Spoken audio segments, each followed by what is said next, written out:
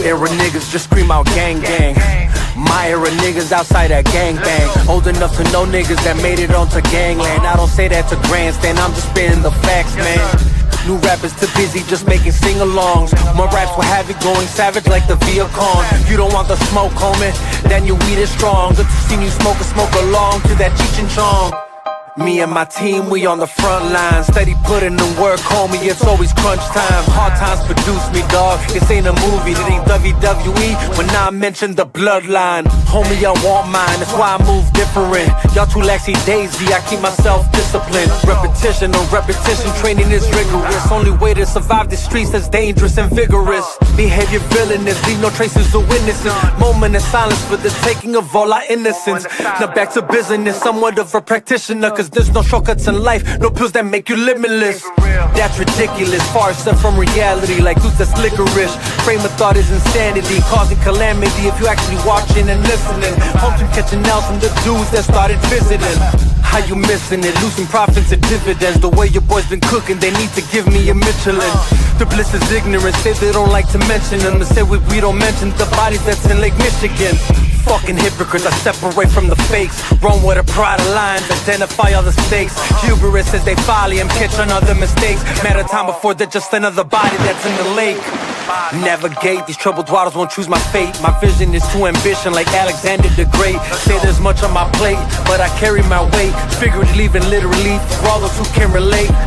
I never break, you never get me to fold. You never get me to leave, Chicago is still my home. But I carry my heat, this windy city is cold. Valentine's Day massacre, but was it really Capone? Face blown out of proportion, a different views of contortion. Use best proceed with precaution before you lie dead in a coffin. It's not a threat, that's a promise. Best quit talking your nonsense, your body could end up missing. Got your family claiming we lost them. Can't find them, bad timing, he's flatlining.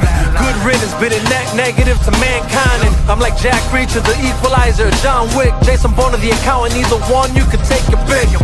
The damage I could do with my side weapon. John Wick with my P40 Smith & Wesson. Opposition lightweight, so I'm not threatened. I'm just flattered by the hate that they keep sending. It's really easy talk that rah-rah on the internet. There's work to Zaza, I heard y'all ain't got your fingers wet. Don't get your cherry pop by the very op. We bust the real ones, got the heavy guap, you just carry prop. Bunch of these gangsters claim to be hard to the core, but they really not like women that claim to be faithful. But they really not, act like they down, but when shit goes down, they call the city cops. Hateful think they know a lot, no dilly squad. Tired of all of this fake shit, with fake asses and fake tits. They fake smiles, but fake lips. Picasso looking with their facelift. What I call the good replacement, with the so-called real are the fakest. So the fakest niggas are the greatest. What was common sense no longer makes sense. What was common sense is now rare sense. What was funny then is now flagrant. Living in your thoughts, I don't pay rent. I take my time, be like patience. Then your blood drip on the pavement. With a headshot, got you brainless. After getting hit with that stainless, killer instinct, call me craven.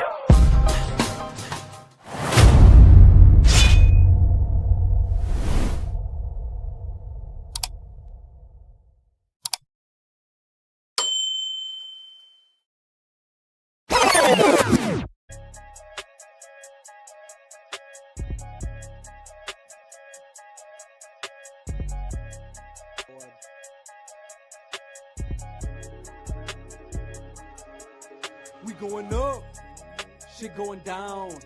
We lighting them up, you best hit the ground. Shooting them up, one after round. When there's blood in the air, you better not dare to come around town. Father, please forgive me, have mercy on my soul. Fools keep trying to test me and I will never fold. It's the way that Wendy raised me, the city of the gold. Load them up and let them go, load them up and let them go, load them up and let them fly.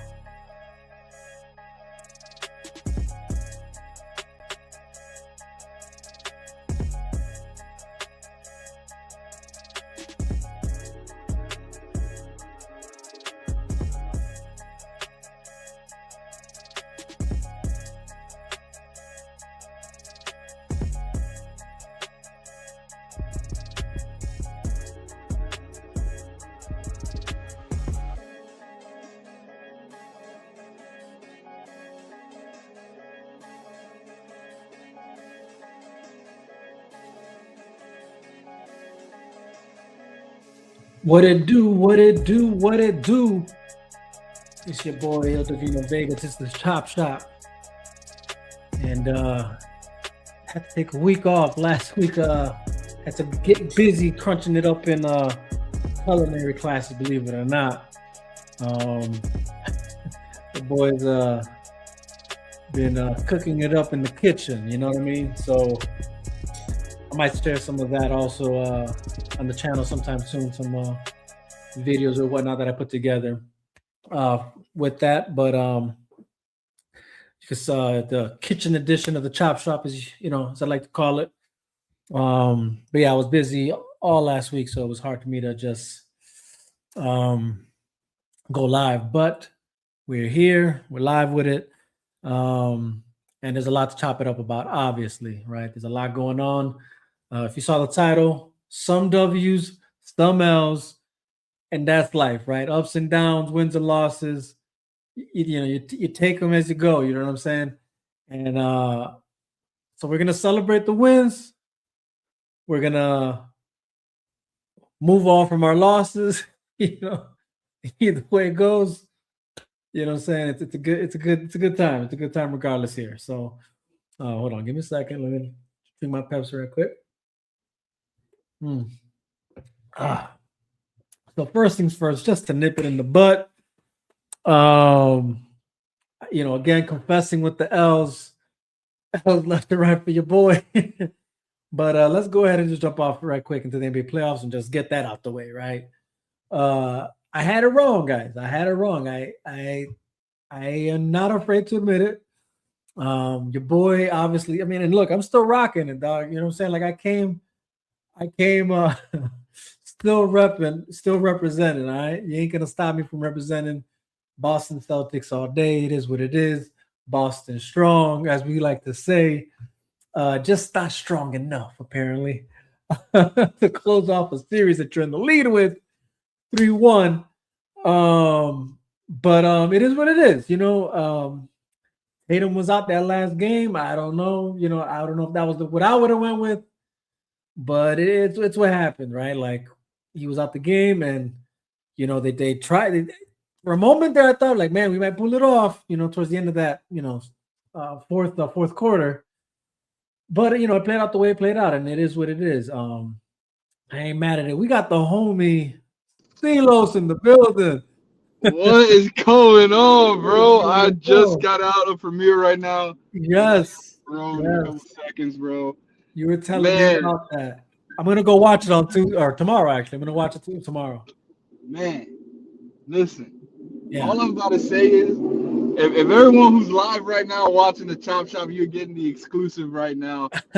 No spoilers. All I am going to say, if you are a calm. Wait a minute, we lost you. We lost you, man.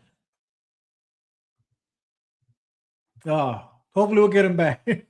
Let's go ahead and go into the comment section right quick. We got hashtag release the air cut. Yo, what is good, brother? What's good? I saw you guys were live earlier on the DC, having the DC discussion. I hopped in for a bit to listen in. It was actually a pretty good conversation. The only reason I just didn't get into it was because I was trying to prep for my episode or my show tonight.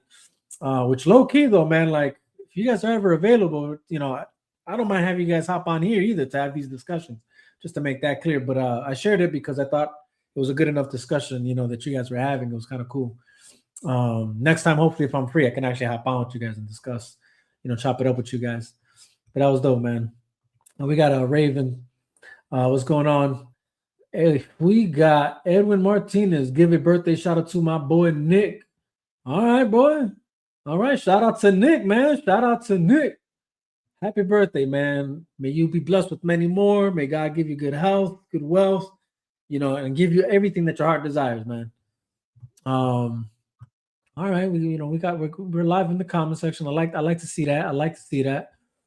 But hopefully we can get Silos back. Here we go. Here we go. Hey, I'm sorry, my bad. I was getting sniped. Man, listen to me when I tell you. Okay. Let me log in before they snipe me again. Look, if you are a Mortal Kombat fan, you need to go watch this film. Like, there is no there's no the whole prolong of like a story. Like, it's straight action from the start to the end of the film. Let's go. I will say my only thing, Butcher, Carl Urban. Uh-huh. It took me a while to settle in.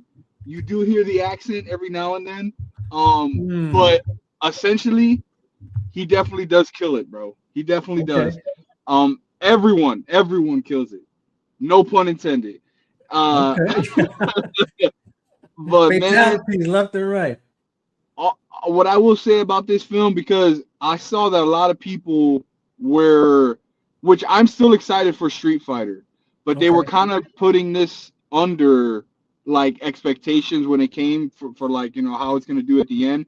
I think this is the great way to start the summer of films that Okay. we got, and Street Fighter has a lot going against it, comparing it to this film. Oh snap! That's a big statement, man.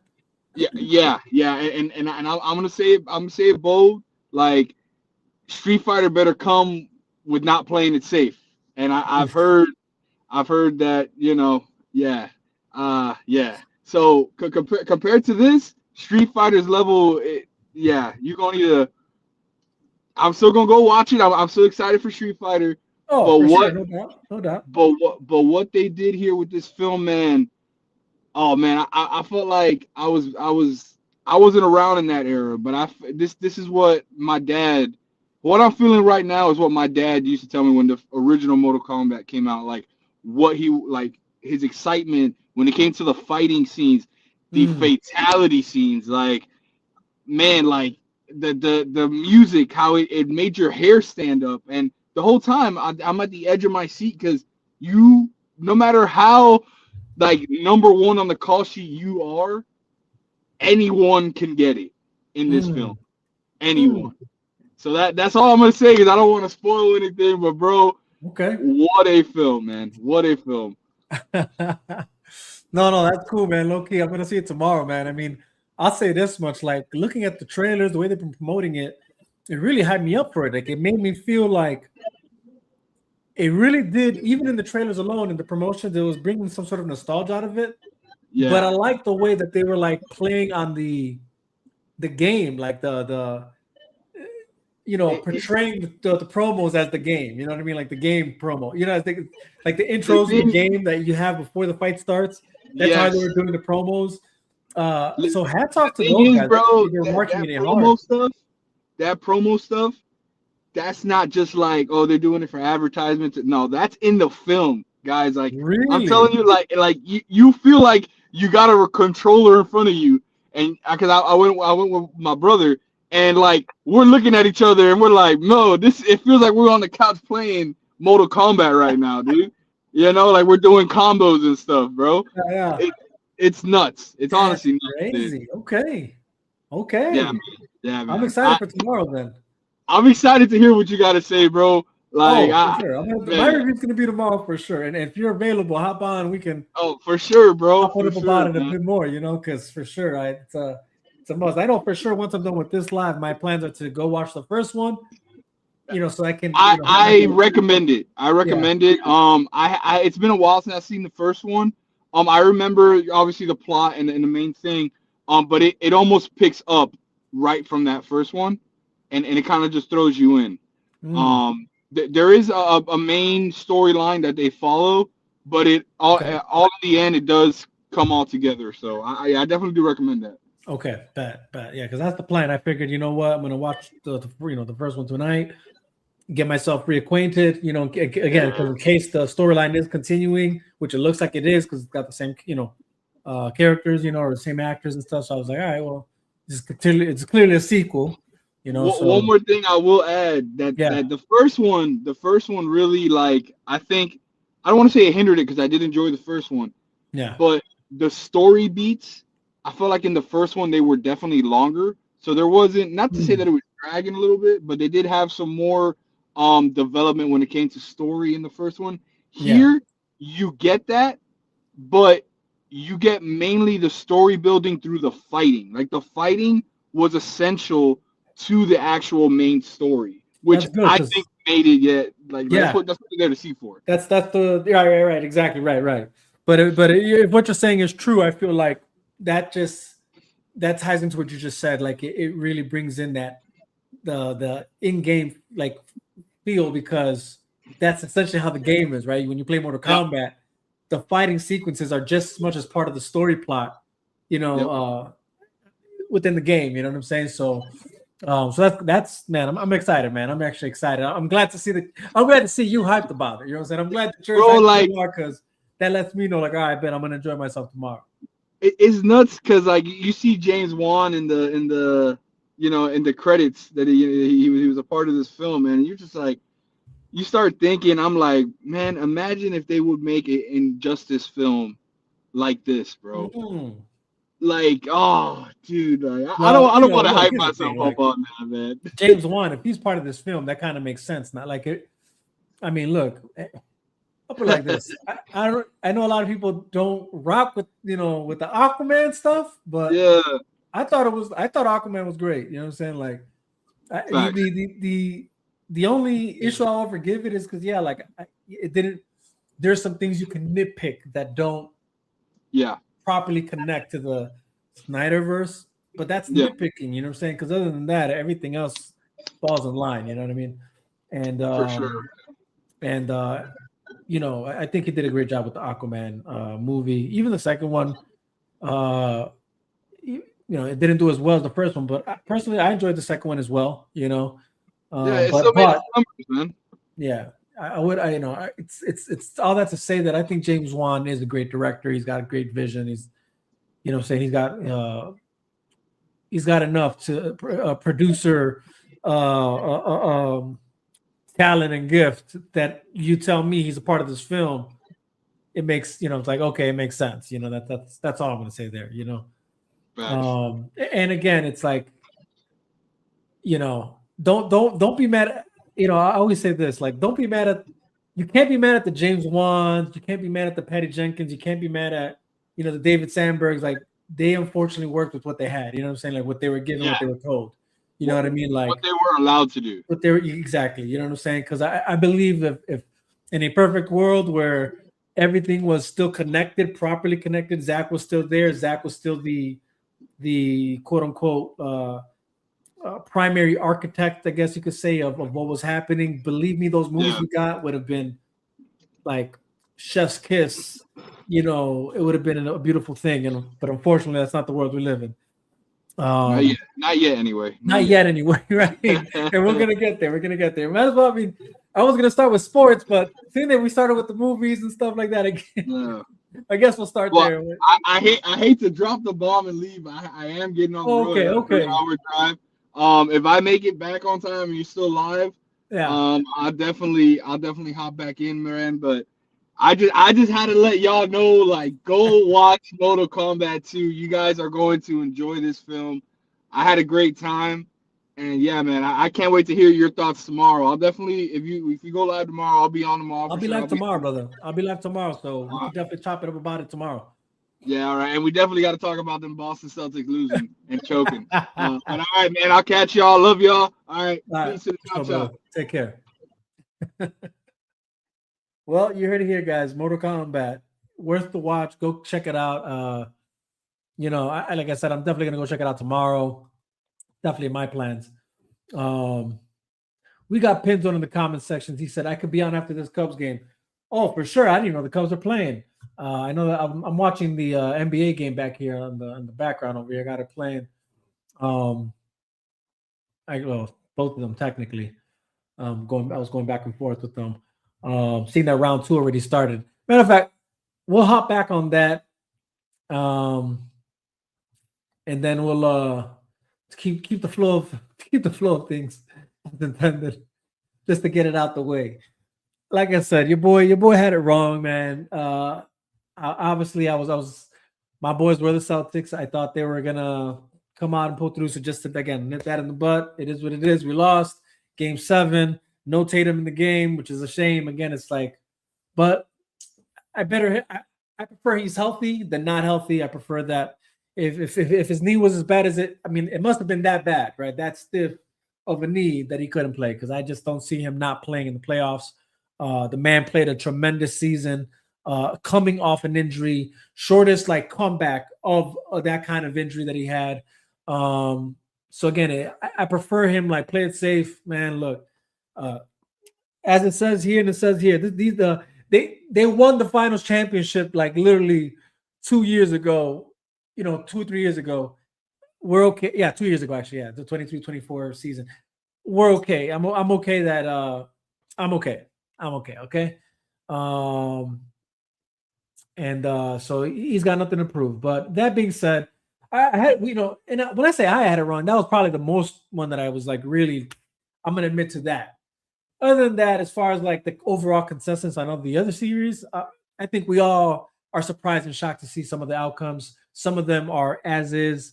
Actually, no, the Rockets and Lakers is another one I'll admit to. But as far as like OKC beating the Suns, sweep, that was expected. Spurs beating the Trailblazers 4-1, that was expected in their series. I will say the Timberwolves and Nuggets, I'm shocked that it played out this way, but I mean at the same time, not so much, I guess. McDaniels did his thing. Murray didn't have an answer, I guess, but it is what it is, man. Like when you come with that game, it is what it is. Then the Edwards factor is another thing there, but again, I had the Lakers thing wrong too, 4-2. I for me that was supposed to be flipped. It was supposed to be flipped. It should have been Rockets for winning 4 games out of that series with Lakers 2 at best. But so your boy got that one wrong for sure. I'll admit that one. The Detroit Pistons or Orlando Magic series, for that one going into Game 7, I thought that was interesting. I really thought Detroit that should have been a series they could sweep. Maybe Magic gets 1 game, but shout out to the Magic, man. They made them play for that series to actually advance into the second round of the playoffs. So hats off to the Magic though for that. Again 8th seed against the 1 seed, and to play out that way, that kind of just shows you that it's gonna be the West. I'll say that it's gonna be the West again this year. It'll be the West. So that's that. Like I said, Celtics Sixers. Game 7, give it to the Sixers. It was hard to see that last game. I ain't gonna lie. That was obviously the series I was most invested in, and so like just to see them go out the way they went out. I mean, not that it was a bad. It was at least they weren't blown out, right? Like I'd say that. Like at least they weren't blown out. I guess it just I was really hoping that those last where it looked like they were going to come. It was kind of like almost like watching the Bulls back in the day when they still had Rose and they had that team that would make it to the playoffs, and like they could almost win games, but it's not. They just couldn't finish. That's what it felt like, But again, they didn't have Jason Tatum. He's a key, valuable piece of the team. That just goes to show that. But at the same time, I don't know. Like I also do think to myself, I don't even know that's an excuse, because the reality is you're up 3-1 in a series. You shouldn't. It should have ended at 4-1 with 4-1 the series. So I don't know. That I don't know if that's an excuse. Knicks beating the Hawks 4-2. That I think was expected. I kind of saw that playing out that way. Cavaliers and Toronto 4-3. That one was an interesting one. I think I had Cavaliers winning, so I'm not too blown out by that. But yeah, man, now we're in round 2. We got right now you got 76ers and the Knicks playing. Knicks are whooping that ass. So I'm happy with that. Obviously, I can't pretend like I'm not salty that the Sixers beat my team. So Knicks have at it. You know what I mean? And then you got the Timberwolves and Spurs going at it right now. I think it's 17-14 from what I'm seeing right now on my end. It might be different because I'm kind of watching it on a lagged stream. So yeah, I mean that's kind of playing out, I guess, the way it should be playing out. I expect Spurs to win that tonight. But it is what it is, man. Your boy Pizzo said go Lakers. Well, I'll tell you this much. I think this is where the buck stop for them, man. Oh yeah. I think this is where the buck stop for them. They're gonna who are they playing with? They're playing the OKC. Yeah, it's over for them, dog. So they had a good first round. Hats off to them. They're not beating OKC, bro. I'm not even gonna pretend like I can entertain that. So he said no atomic over here. Yeah, hey, well, hey. What can I say? But anyways, yeah, like I said, it's again, I'll admit when I was wrong. It is what it is. Um, you know, uh, OKC. That was like I said. That was the inevitable. That was obvious, man. Um, so the and again, they got a squad, man. Honestly, I gotta say, OKC when OKC and San Antonio face each other, that's gonna be a good series to watch. I'll say that. Um, and I'm still gonna I'm still gonna go for the Spurs, but I can't pretend like again I like OKC ain't got something to be concerned with here. I'll say that much. Um, so that's that. But Spurs are now looking to face who they're facing next. Or they're playing the Timberwolves now, but again, that should play out exactly the way we expected. Spurs are deep, well rested, healthy, and then Wemby's return for sure, in my opinion, that should remove all doubt about how well they can perform against the Timberwolves. I'll be shocked really if they somehow have a difficult series this in this round. Um, but yeah, Lakers, OKC. Um, yeah, I don't think that it's going to be different. Now, again, I know that for the OKC, I believe they have some injuries going on. If I'm correct, if I remember correctly, that's the last thing I saw. Yeah, I think they have some injuries, so that might play in Lakers' favor. But again, I don't expect that to play out the way people are probably hoping it plays out for the Lakers' sake. But yeah, man, definitely interesting playoff run so far. Definitely in it, man. I'm kind of excited for it. It's even though again my Celtics are in it, but it is what it is. Celtics to the day I die. We got next year. It's okay. Again, like I said, I prefer Tatum being healthy. And that's all that matters. So but we'll definitely, like always, be keeping an eye on things. Like I said, Knicks are right now beating that ass on the Sixers. But we'll see. There's still plenty of time. They still got one more quarter left. Sixers might be able to come back. Again, I'll be shocked if this Timberwolves and Spurs game is tight. It looks tight so far, which is crazy to see right now. But I still expect Spurs to win this tonight. We'll see how it plays out. But yeah, man. Now going forward, if I had to predict, now that the Celtics are out, it's probably going to be. What's it going to be? If I had to put my money, again, it's hard to see.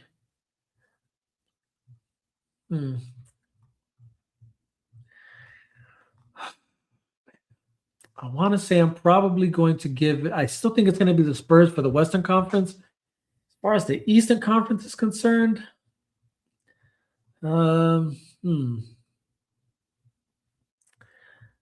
know what? This might be crazy to say. Because let's see, Detroit's going to be facing Cleveland next, which I feel that should be theirs. That should be Detroit's. I think I'd give Detroit that edge against Cleveland. So they'll probably advance to the. I'll say they'll get to the Eastern Conference Final. But the other team, I think it's going to be the Knicks. It's going to be Knicks and Detroit, I think, in the Eastern Conference Final. But if I had to guess, who's going to be in the Eastern Conference, it's going to be between Knicks and Detroit. I'll probably give it to the Knicks. But, I don't want to play on Detroit. It's just honestly, to see Detroit struggle the way they did against Orlando, that's what made me lose, like, the kind of faith I couldn't. Because if it wasn't Celtics, it was Detroit for me. But seeing the way that they played with, against Orlando, the fact that series dragged out that long, as long as it did, to Game 7, that's what kind of has me not as confident, in their ability to get to the end.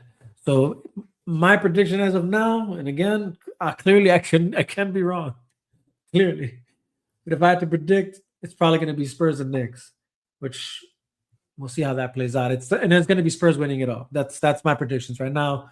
But again, take it with a grain of salt because I clearly had it wrong with the Celtics, and I clearly had it wrong with the Lakers. So there goes that. Let's see. On to the next topic of discussion. Oh, I just realized I'm not even using my backgrounds. Next topic of discussion, though. Let's talk about it. Zayas versus Boots. Things are finally getting heated. They're finally kicking off. By that I mean they got a fight card essentially ready, which is exciting to see because, man, when I say it's a good fight card, and I mean good, really good fight card. Let's see what the lineup is so I can get it right for you guys. I don't want to send you guys off. I was looking at it just right now. Okay, here we go.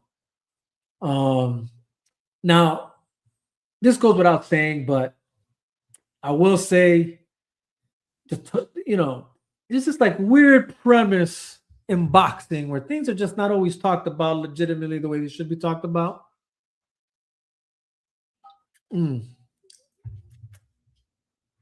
And word was supposedly that, through the grape, and it's apparent Boots tried to claim that he pushed for this fight.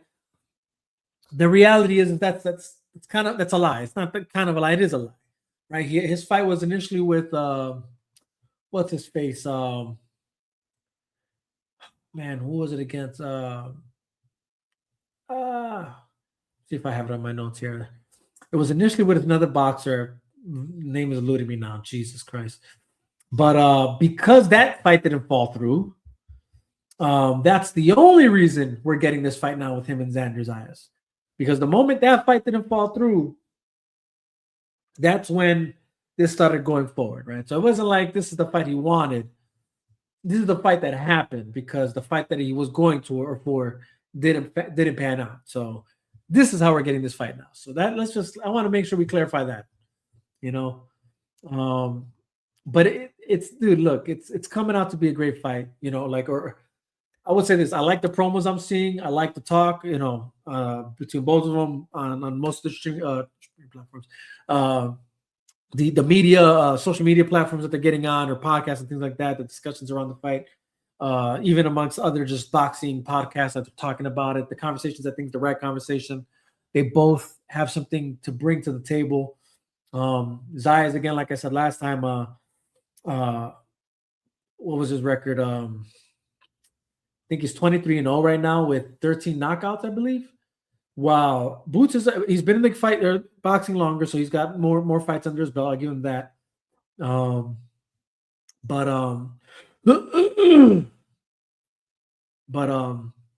Again, it's panning out to look really good. And hold on, I'm trying to get where did I put the fight card here? Hold on. Sorry, guys. Here we go. Okay. I was like, I know I had it here somewhere. But again, man, Zayas, the youngest unified champ right now, unified at 154.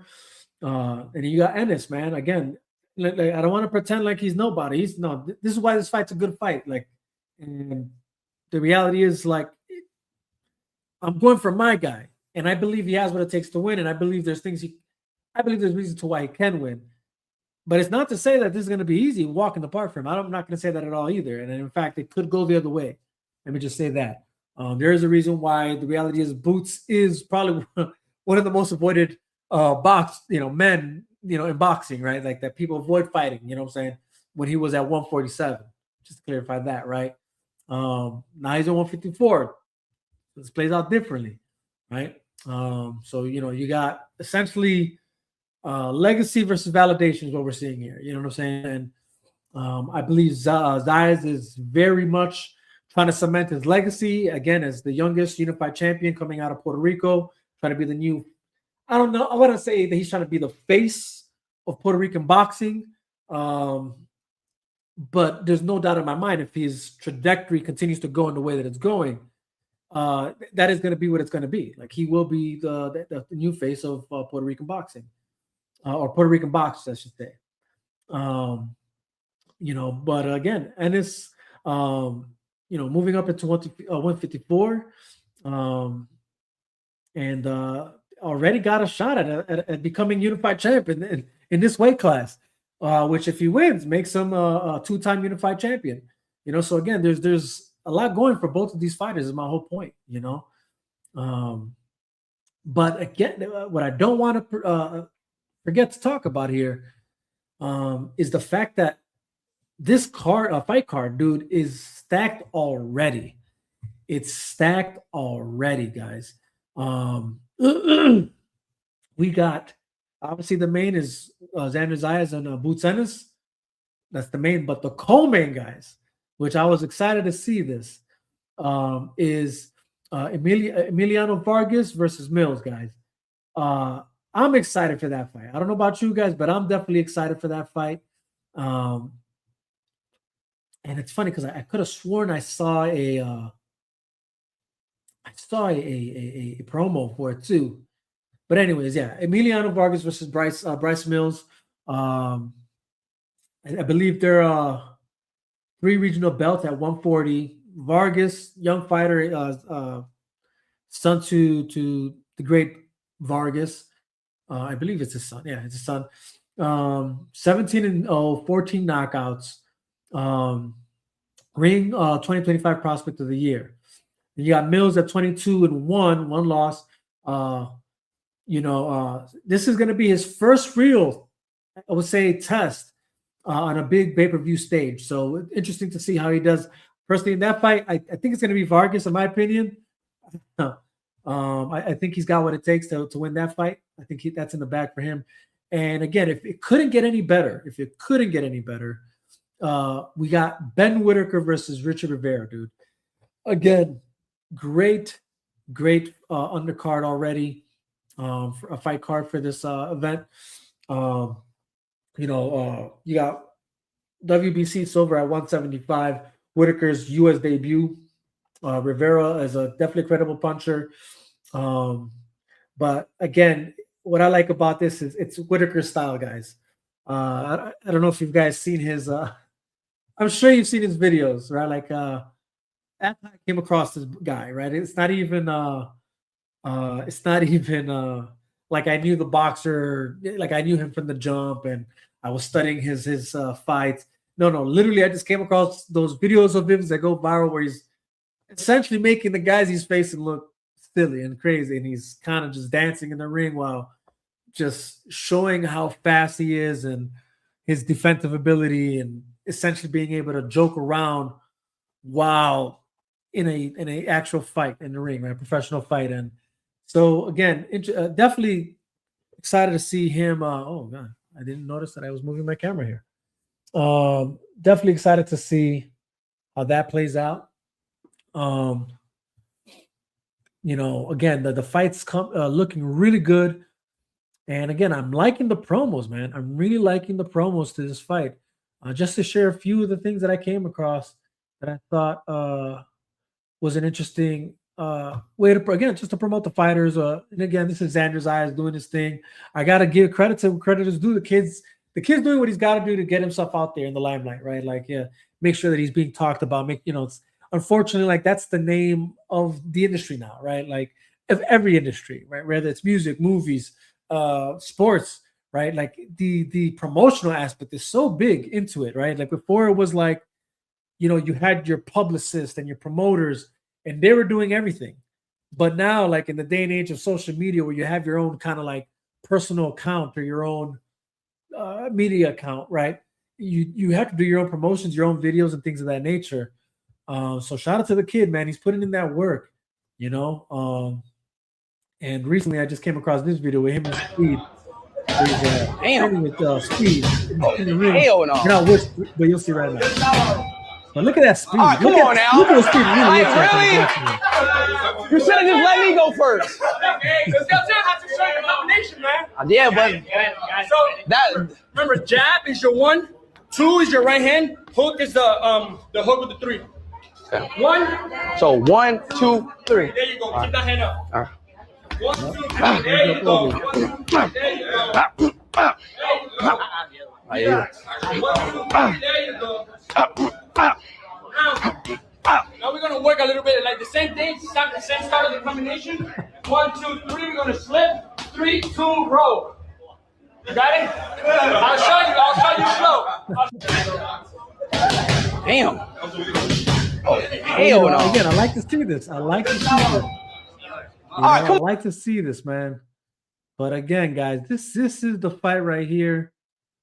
Again, the fight that I'm most anticipating, and we're not that far from it. June 27th, literally next month, Barclays Center, Brooklyn, New York. You know what I'm saying? Again, definitely one fight that I'm excited to see, guys. Let's see what else we got here. Oh, of course, we got to talk about this, guys. Hold on. If I can pull up the banner. Okay. Here we go. Rousey versus Carano. Literally, I think we're like 2 weeks away from it, guys. Definitely excited for that, I should say. There are definitely some updates with that, I would say. I want to say one of the fighters is out from it. Well, one of the fights. Well, one of the fighters is out because of that. The fight had to it's canceled. I want to say they're trying to find a filler for that fight. But let's see. Oh, here we go. Right. Okay. So yeah, it looks like the fight card of Lawrence Larkin is officially out. There you go. Of his welterweight fight with Jason Jackson due to a knee injury suffered in camp. The Jackson Larkin bout was one of the key non-legend MMA fights in the main card. So the promotion now has a hole to fill on short notice. Again, I don't know if they have to fill it. If they do, dope that they do. It'll be dope if they do, and hopefully they can find 2 other legitimate fighters that make it, it's not on the same level, at least a good filler, But the reality is according to Rousey, and this is Rousey in Rousey fashion, right? She's apparently she said that at the same media, reiterated that at the same media hits that all fighters on the MVP card have a guaranteed minimum purse of $40K. So regardless of those guys, not that fight not being able to clear through, they both still get 40,000. Apparently, it looks like, and in which she contrasted with UFC pay. So apparently, she took her shot. You know what I'm saying? She took her shot to UFC, like, hey, over here at MVP on Netflix, you at least get 40K. I don't know. I should have seen what it is that UFC pays on their guaranteed minimum purse for their fighters. But I'm gonna assume it's lower than that, and probably way lower, if even at all, right? If that, I should look that up. But that being said, guys, it's kind of weird to see the criticism still around this fight. I did come across that Darren Till interview where he was like ripping on the event, calling them essentially the card trash, I guess, and insinuating that the card isn't strong enough to match the hype. I wouldn't agree with that notion. I think the card is a good enough card to be hyped about. Maybe he doesn't like it. That's his opinion. That's fine. I'm fine with his opinion on that, But overall, man, like I think he's tripping on that. I do not agree that that it's not as hyped as as it should be. I believe there's enough hype around it Again, I believe it deserves it. And even recently, I don't know if you guys came across the essentially like a promo where they did some like behind the scenes of Gina Carano and Ronda Rousey's training camp. I thought that was cool to see. Um, again, like I'm excited for this fight. You know, you have essentially two legends facing each other, right? Like, you have the pioneer of women's combative sports, right? Like the face who was the face of MMA, you know, to as far as women fighters are concerned, right? Like she put it on the map. It was Gina Carano, right? Like there's no doubt about it. And the reality is you know, we're in a weird place where she didn't continue her career there, unfortunately, right? So we don't know. We really can't say how that would have turned out, right? Everybody points to that, her loss against Cyborg, but as we said last time, there's some discrepancies there that we can't overlook. As far as like whether or not Cyborg was taking steroid enhancers, either or, to pretend like it was like a complete like crazy like domination on one end, like not that crazy.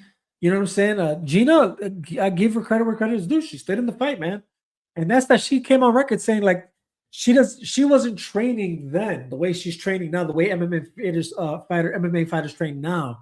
Or and maybe in her, at least that's how she said it. And probably, unfortunately, that was probably just her experience. She didn't have that kind of camp surrounding her that was really trying to mold her and get her to become a real like how do you say dominating fighter long term, I guess, having her at least not maybe not the training camp, but as far as like I said that wrong, as far as like game plan and strategy is concerned when approaching a fighter, right? Like you have to understand when you're fighting, each fighter you're facing, and this is actually in every sport, right? Not every team plays the same, not every fighter fights the same, and you have to be able to conform and strategize around your opponent, right? And she's on record saying that that's not how she used to approach the fights before. Imagine how she did approach that Cyborg fight with that mentality, with that team saying, hey, let's study the tapes. Let's look at these tapes right quick, these videos. We're going to study your opponent. We're going to figure out what weaknesses we can find and what style you should bring, things of that nature. So now she is fighting like that. Again, it's interesting to see how this works. And obviously Rousey, and look, they're both in great shape. I don't know if you guys are, we'll play that their face off. I mean, looking gorgeous, but looking swole as hell. You know what I'm saying? Like, they're ready. They're ready. They're training hard. I was trying to see if I can find that video or maybe like a clip of that's a dope wallpaper there. But I'm trying to see if I was trying to actually find their videos, like if I could find like a videos of them actually training. But I don't think they have it on their IGs apparently. Okay. But anyways, all that to say that this idea that the fight is overrated and the fight card doesn't deserve the hype, you're blowing smoke. The reality is there's still enough momentum behind the fight, still great fight card, even with those. The reality is those aren't even the main headers. To act like that, the fights, or even like the fighters that just weren't able to make it into the event, to pretend like that makes a difference. It doesn't. You're still looking at the who's the undercards? Hold on, I just had it here somewhere. You still got the Mike or Nate Diaz. No, Nate Diaz. Yeah, Nate Diaz and Mike Perry. You still got the Ngannou versus matter of fact, we'll show it here. Boom. You still got the. Oh, wait a minute. There. No, that's not the one either. This one. My gosh. What? Who changed this up on me? Hold on. Is it this one? I'm trying to find it, guys. Hold on. Give me a second here. No, these are none of the ones that I was looking for. Either way, The Ngannou versus Lens, Diaz versus Perry. Those are the main line. Those are the headliners. So that even if it was just that, even if that was just a fight card, that would have been a crazy fight card to a good enough fight card to be hyped about. So yeah, I don't want to hear that. Oh, there's no hype behind it. That's not true. Now you're just being dishonest. So again, definitely looking forward to it. Literally, we're weeks from it, May 16, 2026. I'm excited for it, guys. Again, definitely excited for it. 5 minute rounds, unified rules, 4-ounce gloves. Dude, come on, man. It's gonna be great. It's gonna be great. I'm definitely looking forward to it. The hype is real behind it, I would say. But on to the next thing, guys. On to the next thing. And I'd be remiss if I didn't bring this up, right? And that's we are celebrating. Whoa, what was that? May the 4th be with you. Why would my thing not be showing? Sorry, guys, that was weird. Yeah, that was weird. But today's obviously May the 4th be with you. For those who knows, if you're a Star Wars fan, obviously I am. It's obviously play on words, right? With the May the Force be with you. Usually Star Wars does well to use this day to like drop something. It used to be theatrically when they had that kind of momentum and prestige and power behind their films. Obviously, anybody and everybody who knows Star Wars isn't what it used to be. I'll just be honest, right? Like, with the exception of like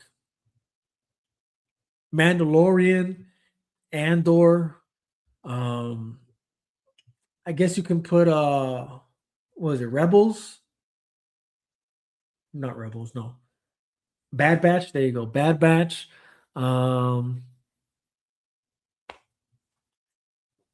Maybe that's it, I guess. And then apparently this new Maul series. I'll be honest, I haven't looked into it, guys.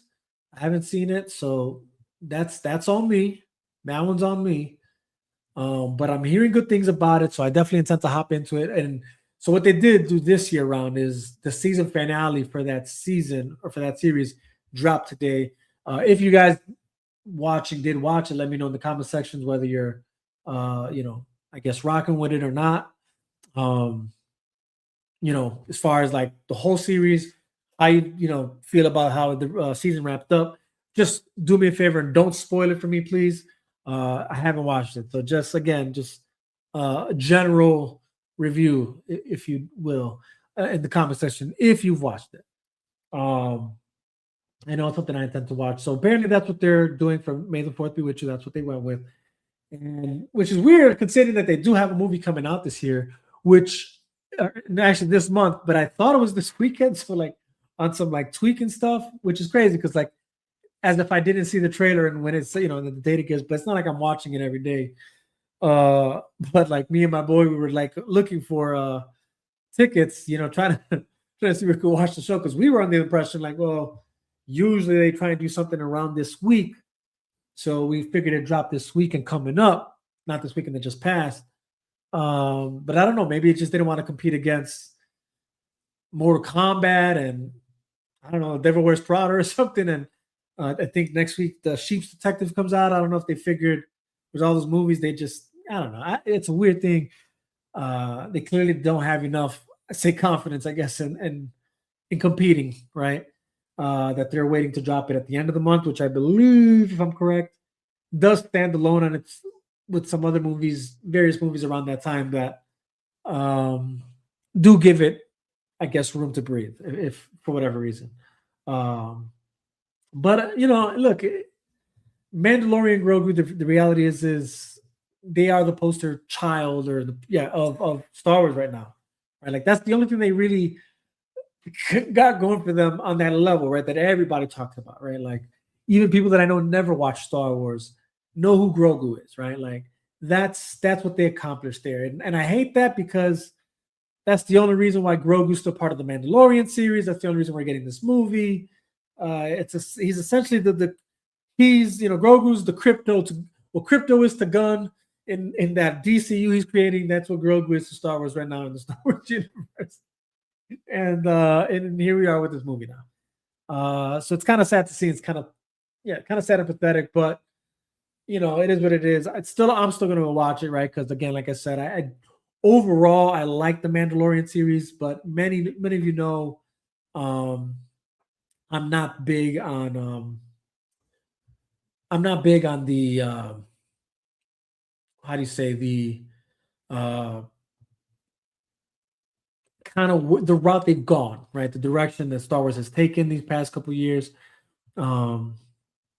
It's very underwhelming, right? Very underwhelming these past couple years, I would say, with again the exception of certain sorry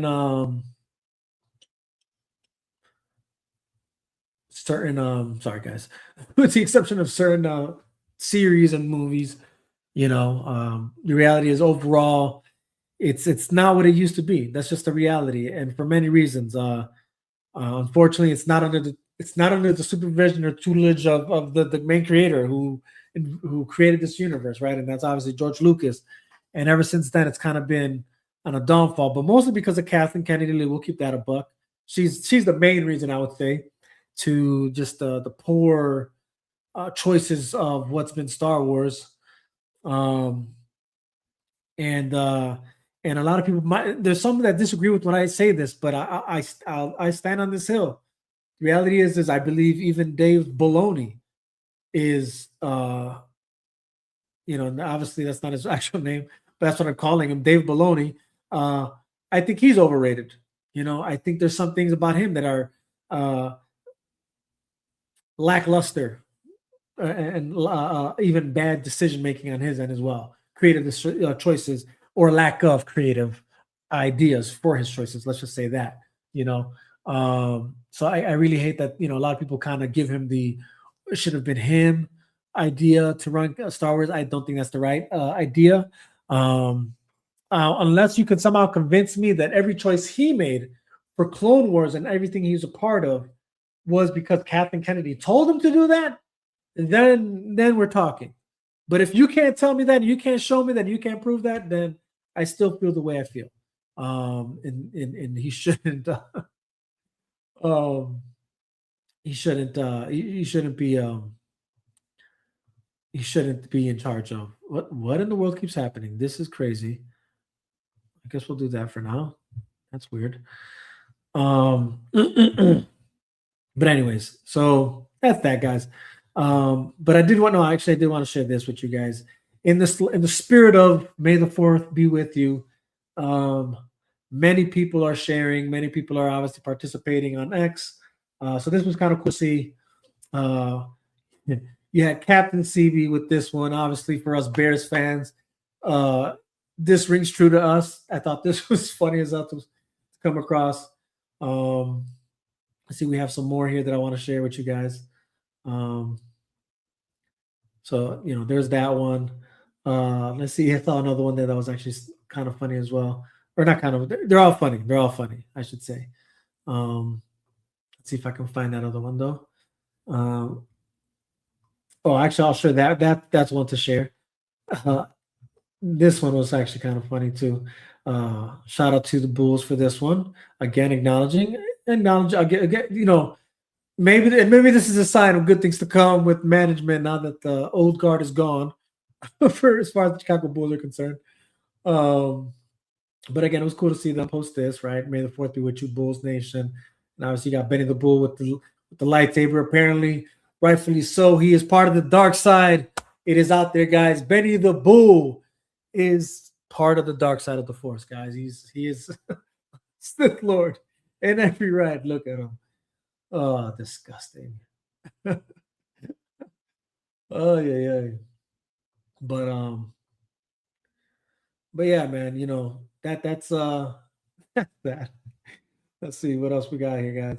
There was this one I thought was kind of funny. Where'd it go?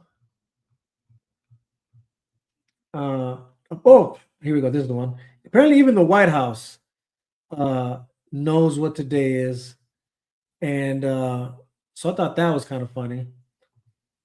See if I can show this. Boom. This was shared from our own our politicians at pay here. Yeah, and then their poster was in the galaxy that demands strength. There you go. Oh, hold on, that's not what I was trying to do here. Okay, there we go. Oh no, that's not how we go. Come on, man. This thing's really messing with me right now. What is happening here? Here we go. Okay, there we go. In a galaxy that demands strength, America stands ready. This is the way. May the force be with you. You know, whoever's in charge of their PR and I gotta give credit where credit is due.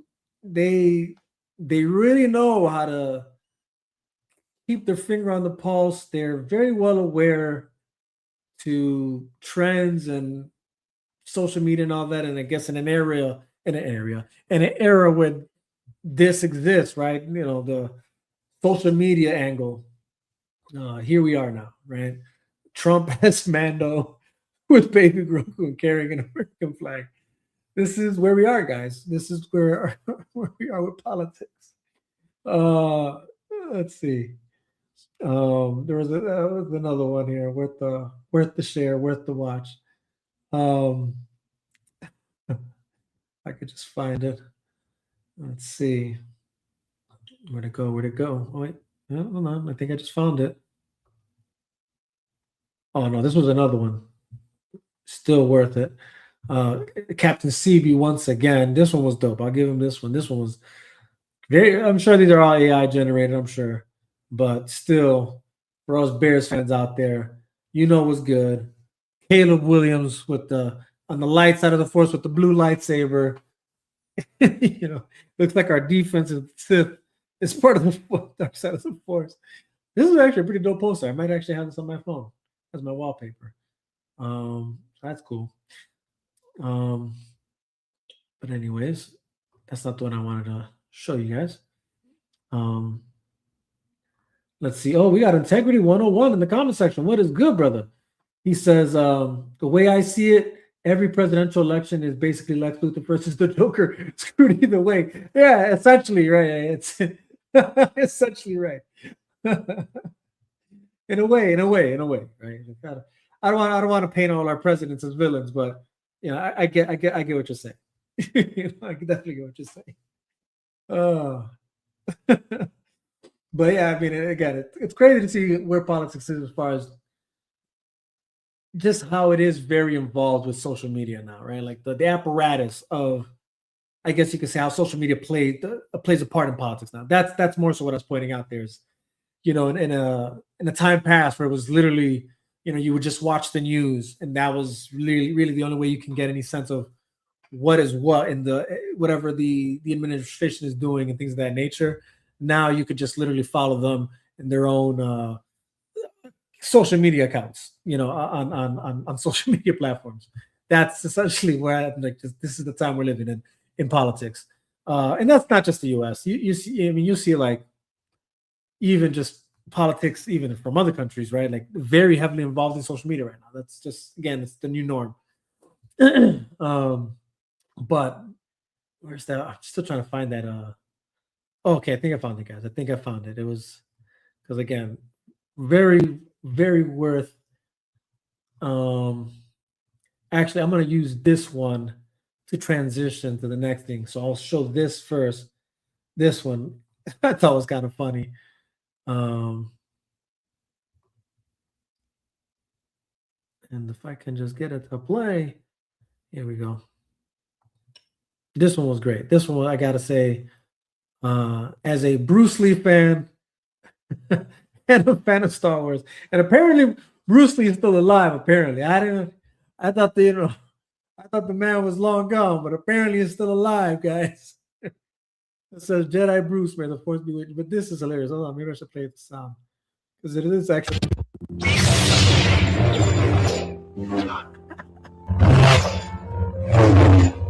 Now, I ain't gonna lie. Star Wars probably need to take some notes here.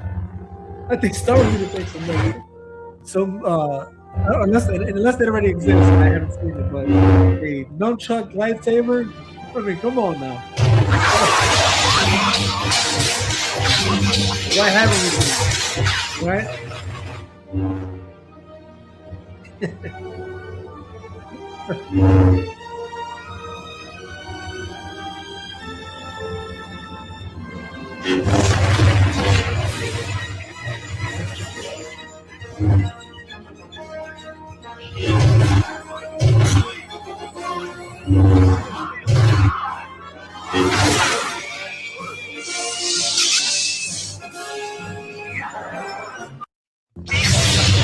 Again, I thought it was worth the watch. Very creative.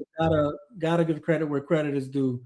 But I'd be remiss if I didn't share this one. And actually, I'll probably actually share this last. Actually, this is the last. I'll share this one last. What I will share. Let me just do this so I don't lose it. Again, but this one had me dying. It's a bit it's what I'm looking for. It's a bit exaggerated comedic relief, I guess you could say, but nonetheless, definitely understood, and it's hilarious. It's hilarious that this is again a thing today, considering the celebration of May the 4th. And shout out to John Baker for sharing this on X. But happy Star Wars Day. Star Wars, right? Directed by Zack Snyder. Yo, Luke and Obi-Wan swole as hell, yo. It's insane. It is insane. But I'm here for it. Hey, and I wouldn't be mad if that became a thing, man. I would not be mad if that became a thing. I'll just say that. Oh, but last but not least, I would be remiss if I didn't share this, and this is so definitely lead into the next topic pretty well, I think.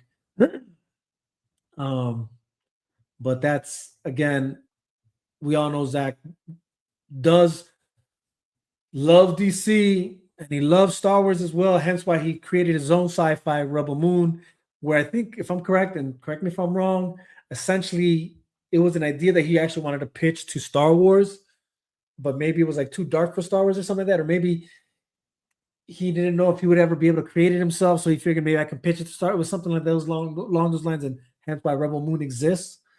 But we all know he is a Rebel Moon. He is a Star Wars fan, and way back in the day, right, when in a time when we were still anticipating BVS, and Star Wars was coming out in that same year, and there was that cool kind of like collab between him and J.J. Abrams. But where Zach essentially put this together, and obviously I'd be remiss if I didn't share this.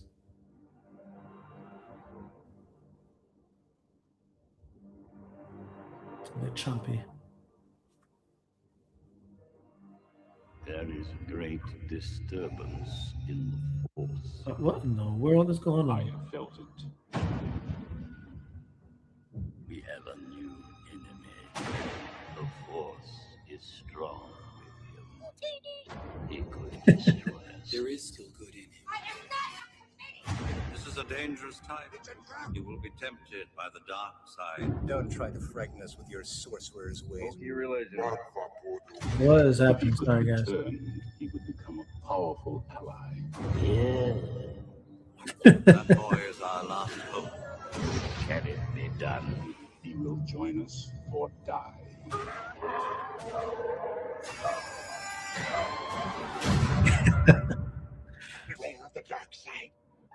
I ain't gonna lie, it's funny, but it's dope as hell too at the same time.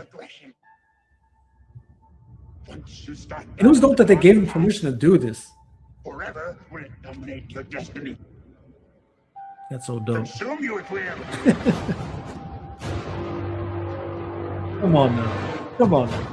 And this is what I'm saying. Like, what other director has done this? What other director has done this? Oh, wait. You won't be able to tell me. I'll tell you that much. Oh no, that's where it ends. No, that's not where it ends. There's more to that. Oh boy. Oh. Either way, guys, you guys get it. You guys get it. Oh my gosh, I am having technical difficulties, guys. Hold on, give me a moment. Jeez, this is crazy. All right, but anyway, so yeah, he did pitch it, right? So at least that's the way I remember it as well. That's all I'm saying. You know, but Zack Snyder very, very much with his finger on the pulse always, and like again, it was crazy to see in real time that happening in that when that movie was coming out back in 2016, I believe. Um, where they were. I think even J.J. Abrams did his own thing as well, right? Because they decided to like do something together there or something like that. So, but again, all that to be said, right? Leading to the next thing, right? We are, oops, no, not the one. Oh wait, no. I totally messed up. I totally dropped the ball. The one thing I did want to share that I definitely didn't share to that essentially sums up how I feel about Star Wars. Hold on. That is definitely worth the watch. Hold on. And I'm glad that this actually exists. Hold on. Here we go. Just to share this. And this is the last thing we'll share about Star Wars and move on. But this is essentially how I feel about Star Wars.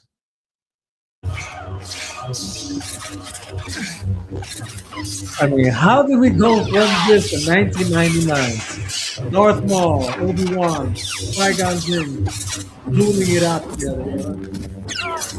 But this is 2025. Especially Yaka Hashi, greatest lightsaber to save the duel, all Star Wars period. I don't care what else is out there. Nothing tops this climactic moment in Star Wars cinema. I'm sorry. I don't care if you're a fan of the original, but then you got this in 2019.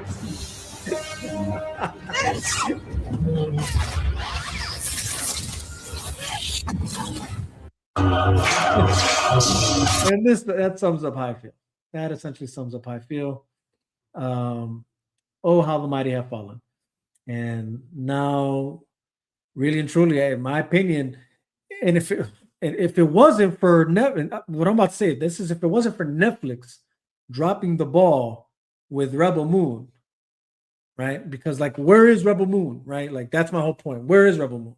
You know what I mean? Like, instead of just being aggressively like, which again, this is why I'm glad they did not acquire Warner Brothers Warner Brothers, because he said the quality of everything is in decline. Yeah, that's essentially how it feels. That's actually essentially how it feels with almost everything.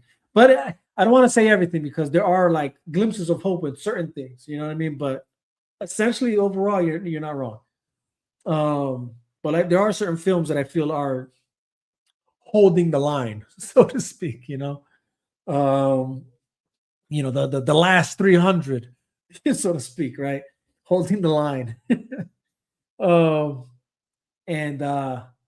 But all that to say, I'm glad Netflix did not acquire Warner Bros. Because they really do not know when or unless there's something we're missing, maybe I'm wrong, right?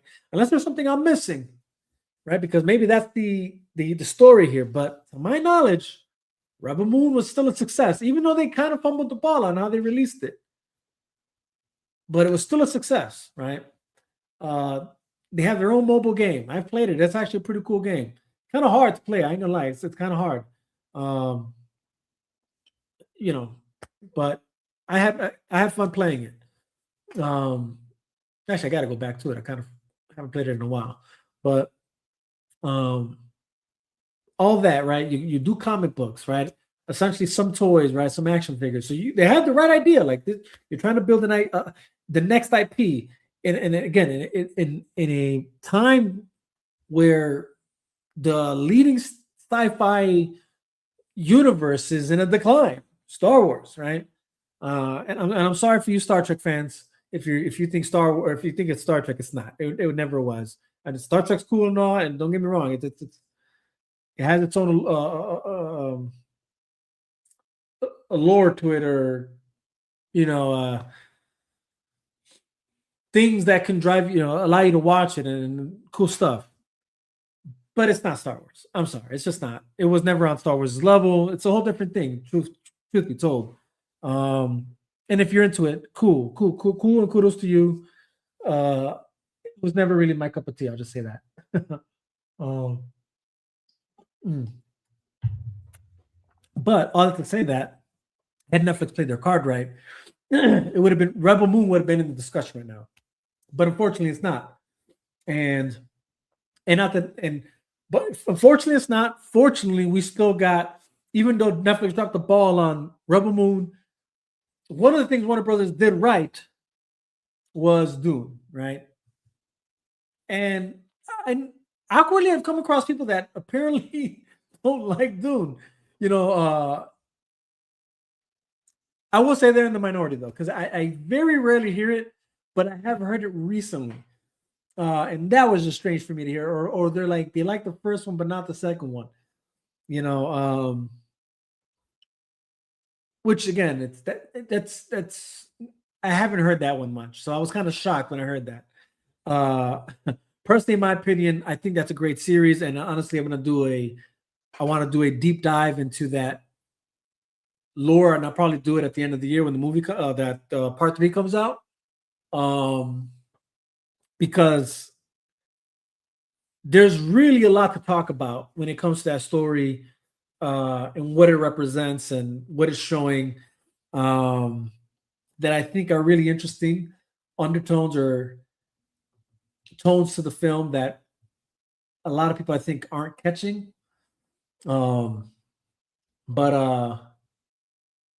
Integrity says, I wasn't crazy about Dune. That being said, I need to give it a second chance. See, yeah, I don't know. I'll say that's kind of, again, you're among the few, but you're not the only person I've heard say this, I guess, or seen say this. But I think you should give it a second chance, man. And I would say even watch the Dune Prophecy series on HBO Max.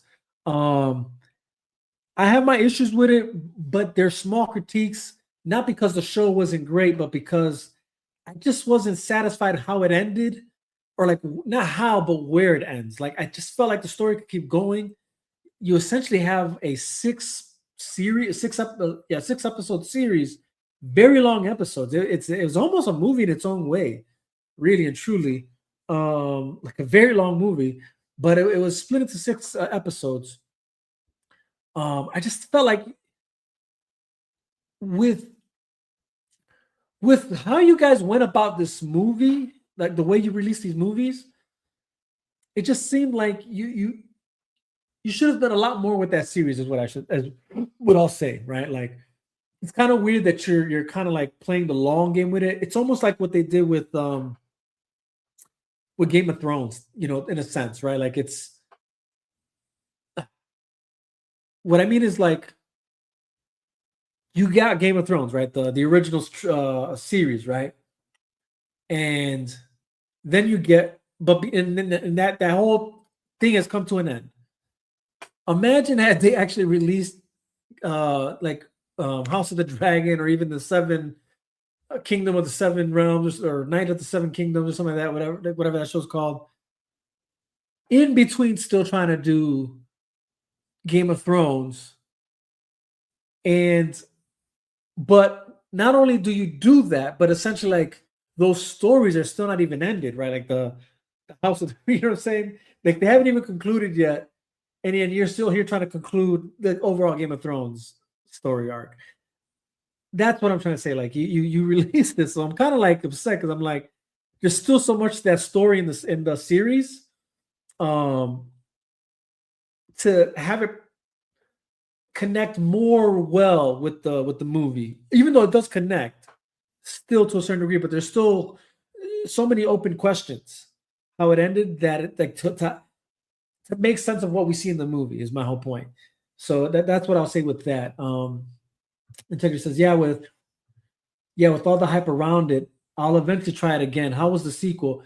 I think the sequel was great. Some people don't like see, that's the crazy part. Some people like the first one over the sequel, but a minority. Again, the people I've heard say this are very few, but very few people. And I won't name my name, but you know who you are. They apparently don't like this. They not that they don't like the sequel, like it's horrible, but they appreciate. They think the first one is better than the sequel. In my opinion, I think one can't exist without the other, obviously, but the sequel for sure has way more action sequences. Like there's a lot, I can't pretend like the first one isn't a slow burn, right? Like there's a lot going on before you actually get to like any kind of action. You know what I'm saying? So in the second one, it's like you're in the action, like it gets going. And apparently that's the issue some people found, right? They thought it was too fast paced, which I can say to a certain degree, I can agree with that. I know what they're saying. Like the story progresses pretty quickly in the sequel. But it's not like you can't follow it. You know what I mean? You can still follow the story. And then the other complaint is the Zendaya effect, right? It's too much Zendaya for some people's liking. If you're like Fatal for sure is not a fan of this, but that's because he believes that the sci-fi series of Dune back in the early 2000s, like I think 99, early 2000s, they had the Dune series existed then. Essentially, it does have different things happening in that compared to the film. And to him, he says that that's closer to the books. I've never read the book, so I don't know how, I don't know. I can't say how far off anything that's in the movie is from the books. According to him, it is. But I'll be honest, he sent me the link to see the sci-fi series, and I get it. There are some things in that series you get more of, but it's like I told him, I just feel like you can put a lot more in a series than you can in a movie. So you're always going to get more in something like that than you will in a movie. So I feel like you can't fault the movies for that. But two, there's things that they did, I think, in the movie and did justice to characters way better than the series. And then, like I told them, and if that book is anything close to what they did in the series, then the book got it wrong too. And Dennis got it right in the movie. Although the one thing I will agree with is the Zendaya character.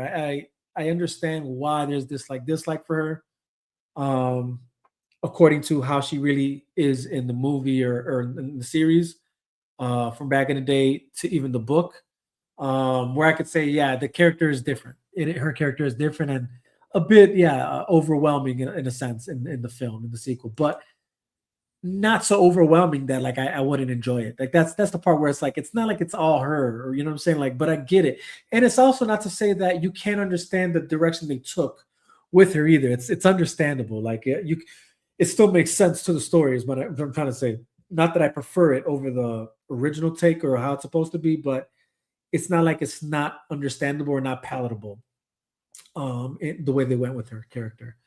But that being said, I say the sequel is if anything probably more able to watch because again there's more action in it. There's no slow burn of a story, right? And you see kind of the growth. There's more character development happening in the second part than there is even in the first one. That's why I'm like, I don't know. You know what I'm saying? Again, when I heard that, I was kind of thrown off because I'm like, the first one really, it's a long introduction, essentially, and not that I'm against it. I like the movie. You know what I'm saying? As a fan of Dune, right? The first movie, I was a fan of that first movie. Like I like the story premise. I always say it was a way ahead of its time, but the concept of the story, it's a good story. If I had time to read the books, I would read the books. Like I said, I watched the series, and they have a few sci-fi series actually. The one he showed me is a whole different one to another one that I saw that existed. So Dune is a cool universe within itself. Sci-fi series being concerned, or sci-fi genre. But the movies for sure, right? It's the right time for that for that storytelling, like for that universe, right? Like, I mean, man, I'm kind of shocked you didn't like. You're not crazy about Dune. I would like to know why you didn't like the first one because even the first one, as long as it was introducing this world, right? Like, it's really a long-winded prelude, so to speak. But at the same time, not. Honestly, even for that movie, I would say there's not enough, right? That I would have preferred more to the story, where in the sense like it almost feels like the jump from the original planet they come from. Oh man, it kind of bothers me that I can't remember. Uh, House. Wow, not Harkonnens. Atreides. There you go. Wherever the Atreides come from, their planet. Kind of, I forget where they come from at this moment in time. The jump from from their planet to Arrakis, Dune, the Dune planet. It's so quick, and the transition of like power, it just happens so quick that personally, in my opinion, I'd like to know if there's more to the politics and the moving pieces in that story that's happening there, But other than it's not to say that you can't follow the story, but Integrity says, let's see, sorry. The fun part about sequels is you can jump right into everything because you don't have to do an order. Yeah, and everyone knows the character already. Exactly. No, exactly. And that's and it's executed flawlessly in the sequel. I would say that, like, it's really executed flawlessly in the sequel. He said, I watched Dune with guests over and they were all yapping away, so I kind of got lost. Next time I'll watch by myself so I can give. Yeah. Okay, that explains. Yeah, you can't enjoy that first Dune without actually watching it and hearing everything, because dialogue is everything that is what that first one is. It's all dialogue mostly, so like the moment you get into that attack on Arrakis, you're kind of lost if you weren't paying attention. So there's a lot of moving pieces, it's very Games of Thrones like, right? When it comes to that story. So yeah, you definitely got to give it a second watch. And when you do, please let me know. Please let me know, because it's I think it's definitely a movie worth the watch. And again, the only reason I'm discussing it is because, if I'm just going to be honest, I know it's Star Wars Day, but if I'm be honest, like, is Star Wars really still the sci-fi genre king? You know what I'm saying? Like, are they really holding the crown there? I don't think so. Guys. Just to keep that a buck, man. Integrity says I will for sure. Please do, brother. Please do. But anyways, that being said, guys, moving on to bigger and better things. I don't know about bigger and better, but definitely worth the discussion. We got what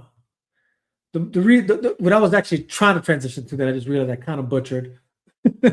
And that's the only thing that really matters here, and that's hashtag restore the Snyderverse. Hashtag restore the Snyderverse via the Paramount WB deal. Via the Paramount WB deal, guys. All right. This is becoming more and more evident, in my opinion, that we might be getting closer to this, guys. And I'm not trying to just blow gas here and blow smoke here. Blow smoke here, or gaslight anyone here. This is really what it's looking like, guys. It's really exactly as Integrity said it. Zack Snyder's Justice League 2 is inevitable, and it is. It really is. It can't go without saying, guys. But the reality is just recently, let's see if I can bring up the headlines that I came across, right? Last I checked, here's the reality, guys. The shareholder votes are both done, right? The overwhelming vote, shareholders voted in favor of on April 23rd, right? And then the certified Form 8K was filed on April 25th, right? So, boom, that goes through. right? The DOJ cleared on this end, right?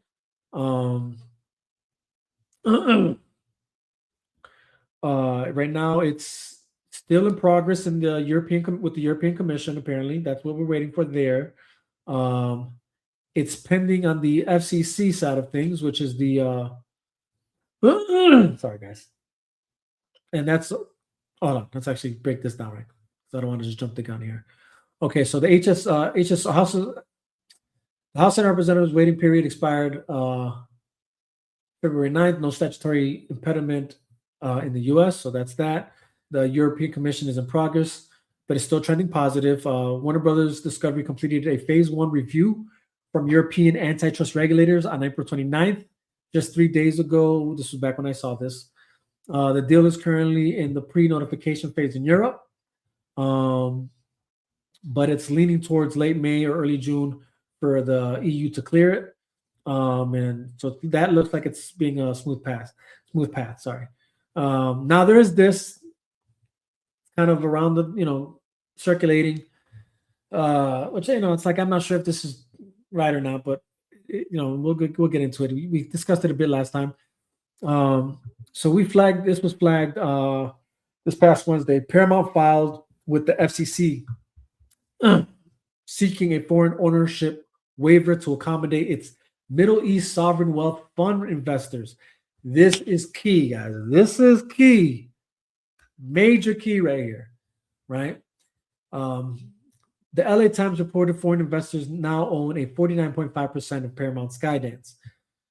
Senators Warren, Schumer, and Booker have sent letters to the FCC demanding scrutiny of that foreign funding. The FCC chair is currently favorable to the deal regardless. So that's all that matters. And again, it's kind of silly, again, between Warren, Schumer, and Booker demanding, scrutiny for this. It's if there's anything I don't like hypocrisy, and I don't like double standards, right? Like, if this is how you're going to be with one company, you better be with this way with all companies. And I'm sorry, it's too late. A lot of companies have foreign investors, period. A lot of companies. So it's kind of funny that this is where you draw the line. We got Peggy said Zack Snyder's Justice League 2 is the most obvious sequel to Greenlight in history. Exactly, in the history of Hollywood. Sorry. Lots of BS narratives fooled people into thinking otherwise. Right. Fans just need to be loud, organized, and persistent. And that's the key here, which is what I'm going to jump to exactly following these topics. Peggy says every shakeup at the top, whether Netflix, Paramount, whoever, opens new doors. That's exactly right. The execs know there's a fortune to be made. We're fighting an anti-Snyder agenda for whatever reason. Yeah, and you're right on the money with that, man. That's the crazy part about all this is it's crazy to see just how much anti-Snyder propaganda and fomentation there is in the zeitgeist of media that eventually trickles down to even like the everyday people, but to keep going with what I'm trying to say here again, this Middle Eastern sovereign wealth fund thing it's super key here, guys. And now it's out in the open, right? Because initially it was just the rumors, but now it's solidified, right? Or it's not solidified. It's solidified to be true, right? So that's a thing here. They're painting it as a complication, but really and truly, again, the FCC chair is still currently favorable towards the deal. So I don't think that's really going to stop. Again, there's the ship has sailed to make any kind of complaints between Warren, Schumer, and Booker, because you guys didn't do this with previous companies that probably deserve that same scrutiny. If this was really where your integrity and your ideals landed, or where they stand. So that ship has sailed. Unfortunately, too many other companies already have a go at this thing that you're not trying to scrutinize. Let's see. Another thing that's still under review is the Competition and Markets Authority in the UK opened a review on April 13th with comments due April 7th, but no decision announced yet. Same thing with Canada. Competition Bureau that opened March 26th, described as taking a laid back approach per the Bureau's own statement. And then there's obviously, like I said last time, the the California AG active investigation. That's kind of falls in line with the whole Schumer thing and Warren thing, whatever. But Rob Bonta has indicated California could pursue a TRO or lawsuit. LA County also ordered an independent analysis with an interim report due May 24th and final findings by July 23, right up against the third quarter close window. So again, key details to know, guys, is the $7 million breakup deal paid by Paramount if regulators block it. So that, I mean, which again, that's nothing really to look forward to if I'm Warner Brothers. I mean, at least I guess it's good to, or Paramount, whatever. Either or. But then there's the $28 billion Paramount committed to cover WBD's termination fee to Netflix. Netflix obviously received their $2.8 billion already. If not closed by September 30th, WBD shareholders get an extra 0.25 cents per share or share per quarter. I'm sorry. Combined entity will have 59 cable networks, will merge Paramount Plus and HBO Max into a single streaming service. David Zaslav got his $866 million plus, even though the shareholders did vote against it. It was not in a non-binding vote, but it proceeded anyway, so that is that. And look, at CinemaCon, Ellison committed to 30 films a year from the combined studios, which is a big deal, guys. Again, nothing but good things once this finalizes. So the deal is in solid shape, but not it's obviously not an autopilot, whatever. There's a few things we're waiting for. That deal again between that Middle Eastern side of this is really where things are kind of link up, and I'm going to explain that in just a minute. Let's see. We got Integrity says we had a shakeup a few years ago and got Zack Snyder's Justice League. Then a few years later, we almost got Cavill back before James Gunn or whoever squashed it. That there's that agenda. So every shakeup is a good thing. Exactly. That, which again, that even goes into the whole when Gunn came in to do that, right? There was no saving grace for that DCEU. He came in, he deaded it. So personally, I'm not against Paramount coming in and them deading his universe. Personally, in my opinion, I feel that's the way it should go. But I know there's some people that like his universe. So that's that. Integrity says now with the new DCU underperforming 100%, they have officially rebooted to something less successful. There's no putting the genie back in the bottle. It's game over. 100%. Right on the money, man. And again, there's no better time to do it. All these pieces are falling in line. Shakeup is happening. Paramount's coming in. Their connection with the Saudis is obviously the key here. And again, it's no secret. Again, the Zack Snyder Turkey Al Sheikh duo, so to speak, right? It's a real thing. It's a real thing. And again, now that it's out in the open, right? It's coming truer more than ever before. Again, between Zack Snyder and Turkey, they've doubled down publicly in their relationship, guys. And then, like I said, that golf money behind this deal is now open, now in the open, acknowledged in the trades. So again, it's not even hidden anymore. It's kind of in plain sight. And I'm gonna go even deep. I'm gonna show you some more to why this is even true. But again, you're looking at that, right? So so it's coming. It's coming into fruition, guys. Again, and that's that. Keep in mind, Zack Snyder's already doing the Brawler film with these guys, right? So they're not hiding how they feel about Zack Snyder. They love Zack Snyder. They already got him working on Brawler. They've openly stated how much they like his DC stuff. Especially his DC stuff. So when now they're coming in, right? Sorry. And not only just not like they're just funding, right? But because this is where it comes in. Let's see if I can find exactly what I'm trying to find here, guys. The new is that major outlets are now treating Gulf sovereign wealth backing as confirmed for the Paramount Warner Bros. Discovery mega deal rather than just rumor.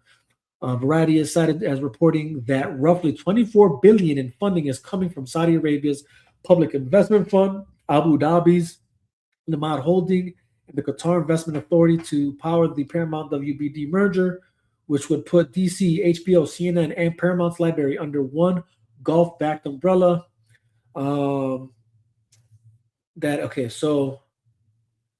yeah, all that to say that these investors essentially will have opinions about what the kind of tentpole content they want to see, and that's including DC. You're telling me you don't think they're saying we need the Zack Snyder back? We need Zack Snyder back, right? We don't need that kind of the guy that they like, the guy that they on record say they love his films. You don't think this is the guy that they're going to be backing to come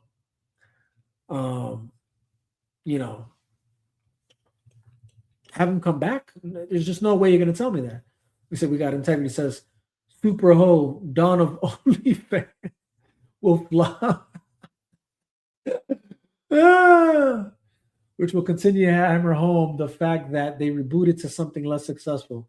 They can't hide it now. It's game over. Yeah, no, exactly. That again, I don't think there's anything. Ask any normie on the street about Clayface. They won't know. Oh, 100%. I will say Clayface. I don't think that's James Gunn. I don't think it's James Gunn. Even though he's trying to take credit for it, I don't think that's him. At least as far as that new teaser trailer came out, I don't think that's him. Now, if we get a trailer that like the Super Ho, like the Supergirl trailer, that for sure lets you know, James Gunn is all over it. Then until then, I'm kind of optimistic about Clayface, but I'm hoping that that's treated as a separate thing, like its own, kind of like the Penguin, because if there's anything DC is actually doing right now, it's that, right? It's that, Joker, Penguin, now Clayface. Like, now I will agree with you though. The reality is Clayface is not a Penguin. Clayface is not a Joker for sure. So does it have the same pool with normies? Probably not. But I think if they market it right, it could, because that teaser really looks like what's what I'm looking for, niche horror type vibe so far, and it could tap into a certain market or demographic there. And obviously, comic book fans, us, I think we'll probably go watch it if it stands to be true as its own thing, untouched by Gunn's dirty fingers. That'll say. But he said that'll flop too. I don't know how people get fooled into thinking just because it's a new universe, people will magically care. No, exactly. That's weird. And the reality is that's something I even said for the jump. The only people coming to bat for this, in my opinion, for Gunn's universe are his Marvel fans. You know what I'm saying? Like, the reality is not everybody cares for what he's doing. And the numbers don't lie, he said they won't. Pedro said the ninth inning, but we may go to extras. Ooh, okay, it's that tight, huh? Are they still facing the Padres? I think they were facing the other day. No, the Diamondbacks. They're facing the Diamondbacks. Is that who they're facing? But anyways, like I said, if this alone would, or not this alone, the cat's out the bag is my whole point with that whole Saudi money, Saudi deal, Middle East, Gulf involvement, owning certain, having certain rights. I want to say Sil said that initially said that they're going to be able to choose one IP or one film per IP that they can do, something like that. Even with, I'm sure they'll choose what they want for themselves, which would be funny if it was the Snyderverse. And at that point, it's like, well, I guess I'm gonna have to learn Arabic, But anyways, Integrity says, once they say universe, everyone seems to lose their minds. The movie still has to be good. I don't care if you throw in a post-credit scene that's some cool character from the universe. Yeah. He said, I don't give a F. Yeah, no, that's true. That's true. Again, they there's this weird notion on Warner Brothers end where they thought, oh, if we just do everything Marvel's doing, then we'll succeed, even though but it's like it's just insane because it's like you were succeeding. That's the part that always drives me crazy. It's like, but you were succeeding. And you guys couldn't even see that you were when you had Zack Snyder. That's the part that's crazy, and and the moment you guys decided to think, oh, we're gonna try and just do everything Marvel's doing, their formula, their tone, their style of filmmaking, just copy and paste, extra credit scene or post credit scene in the end of the film, so people get excited. You thought that's what it was, like even the arrogance to even think that was Marvel's reason for success was kind of crazy. Like it's really insane and stupid how which is like I can imagine the board meeting, right? Some idiot in there like, man, Marvel's onto something. Isn't it something? Every time you go see a Marvel movie, that post credit scene, that's the sauce right there. Freaking idiot. Anyways, all that to say, guys, again, and as the homie Integrity's saying, it's now's the time more than ever. Hashtag restore the Snyderverse. And if you don't believe me,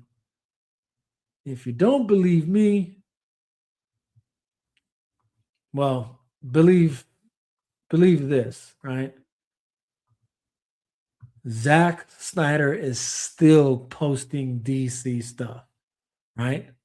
The last one was this, right? That's the last one I showed you guys, right? The Dawn of Justice, post he put out there. The Power of the Trinity, Batman, Superman, Wonder Woman, Myth, Strength, Truth.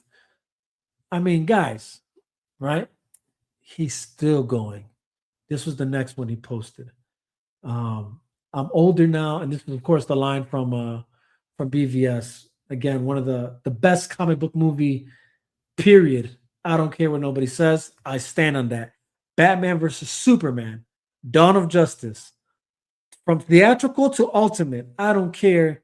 Best comic book movie ever, period. I'll die on that hill. Interactive says Warner clearly sabotaged DCEU. They put Batman and Superman on the bench for like last 10 movies.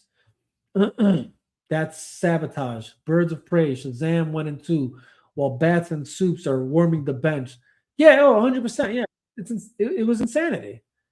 It's insanity. Oh, snap. I'm going to take this as they won. We got the homie Pin in the building. Here we are. Let me change the, you know what I mean? Give me standby. Yeah, do your thing. What a day. I don't want to interrupt. Continue what you're saying about. Right. Okay. Yeah, go ahead. So, they clearly sabotaged it, Integrity. He says, Zack made it clear from day one he wants to finish what he started. Right, exactly. And look, here's the thing, man. I'll be honest. They owe us more than just what Zack was doing. You owe us the Batfleck movie. You owe us the Ayer cut. You owe us the Cyborg solo movie. You owe us the Green Lantern Corps, the true Green Lantern Corps, not this weird Lantern show series we're about to get. That doo-doo lantern. We don't need that. We need the Green Lantern. Jeez. The Black Lantern says, imagine if Robert Downey Jr.'s Iron Man disappeared for 10 movies after Iron Man 2. No, exactly. It wouldn't have. It's just stupid. It's suicide. It's like you said. It's self-sabotage. 100%. 100%. Now I gotta see why I do not see. Hold on, let's do that. And let me add it to stage. There we go. All right. But like I said, Zack Snyder's still going hard. Again, with this post on IG, he said, I'm older now than my father ever was. This may be the only thing I do that matters. Bruce Wayne, right? And obviously, if you know the scene, you know the scene. It's not this precise scene, but this is essentially what it leads up to. And again, what more iconic moment in comic book history do we have than Batman in the armored suit? Like this version of the mech suit, right? It's not the mech suit, but it's the armored suit, close enough, It doesn't get more epic than that in comic book movie. Batman fan, if you're a Batman fan, I'll say that, right? Just to come correct, because I know not everybody's a Batman fan. But you think it stops there? You think he stopped there all of a sudden? Nah, the man keeps going. Shares this with us. This was Gail's screen test, and I knew instantly she was Wonder Woman. Hello, Shot on Diana. film by the incredible Uncle Wild. Bruce, I believe I told you that if you ever try to contact me or see me again, Look I'd at kill this, you. guys. You did. I just didn't believe you. Believe it. Wait, What do you want? I have a problem. Lex knows who you are. He's looking into your past. I don't like the implications. You think I Imagine don't we know would have that? actually gotten this scene. I can take care of myself. Can you? Do you even remember the last time we spoke, or were you too drunk? Let me help you. It There's was so 8 much years ago. context to this conversation. And now you just show up? Well, I guess in your screwed up world, that's okay. I just want to let you know you're in danger. Why are you really here? Bruce, you're not going to drag me back in. I guess I thought I owed you something. I just wanted to warn you. You really need to get some help, Bruce. I'm not the one in trouble here. You are.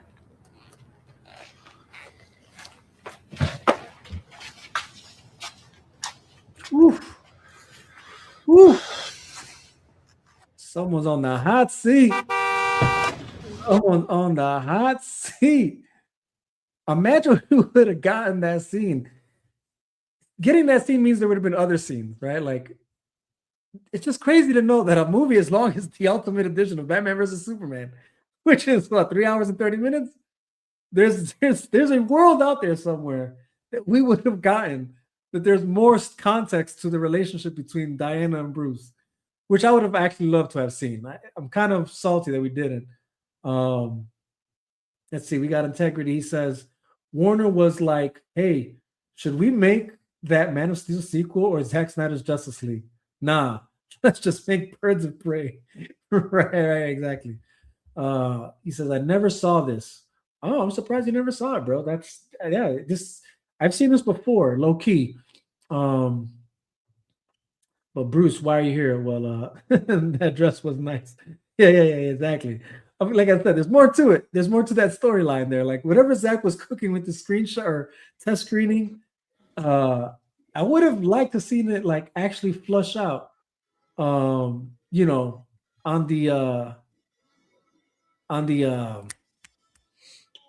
what am I trying to say here? I know in the movie. There you go. Sorry, in the storyline, in the story plot of the movie. Here we go again. Why does it get kicked out? Oh, here we go. Okay, let's do this. And again, if you thought that's where it ends, guys, I'm sorry. This isn't where it ends. Latest post. What is this? And this is the key, my guys. This is the key. I don't know what you think he's trying to tell you, but I know what I think he's trying to tell us. Poking around the back lot in Hollywood as we start work on our next project. In the Paramount lot. Go figure, guys. Man, he's got to do it now because if he don't do it, we get something from Paramount and it ain't what it is. It's a different project. People gonna start hating Zack Snyder after this, so it's gotta be it. It's gotta be it, bro. I ain't gonna lie to you. It's gotta be. It's gotta be. Well, don't get me wrong. I'm sure Paramount is also working with them on Brawler. I have to assume. Maybe. I'm not even sure that's solid. Actually, Nobody wants Brawler, bro. I'm not gonna lie. We give us the Snyder cut. Give us no, part 2. The Snyderverse. But that no, I don't think this is what this is. Again, the man is promoting DC, nothing but DC nonstop. He's got another film he should be promoting right now, and he does from time to time. And that's the Last Photograph. it's not like he's not working on other stuff, guys. But instead of talking about The Last Photograph, instead of talking about the Brawler movie, he's sharing DC. And that's that.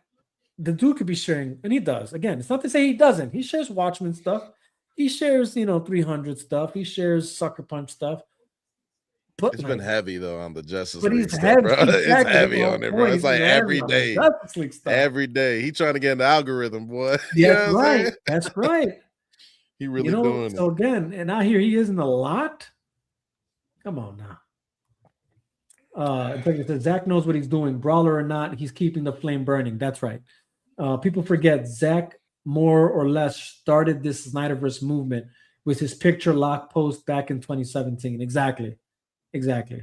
This is what it all comes down to. This is where this all stems from.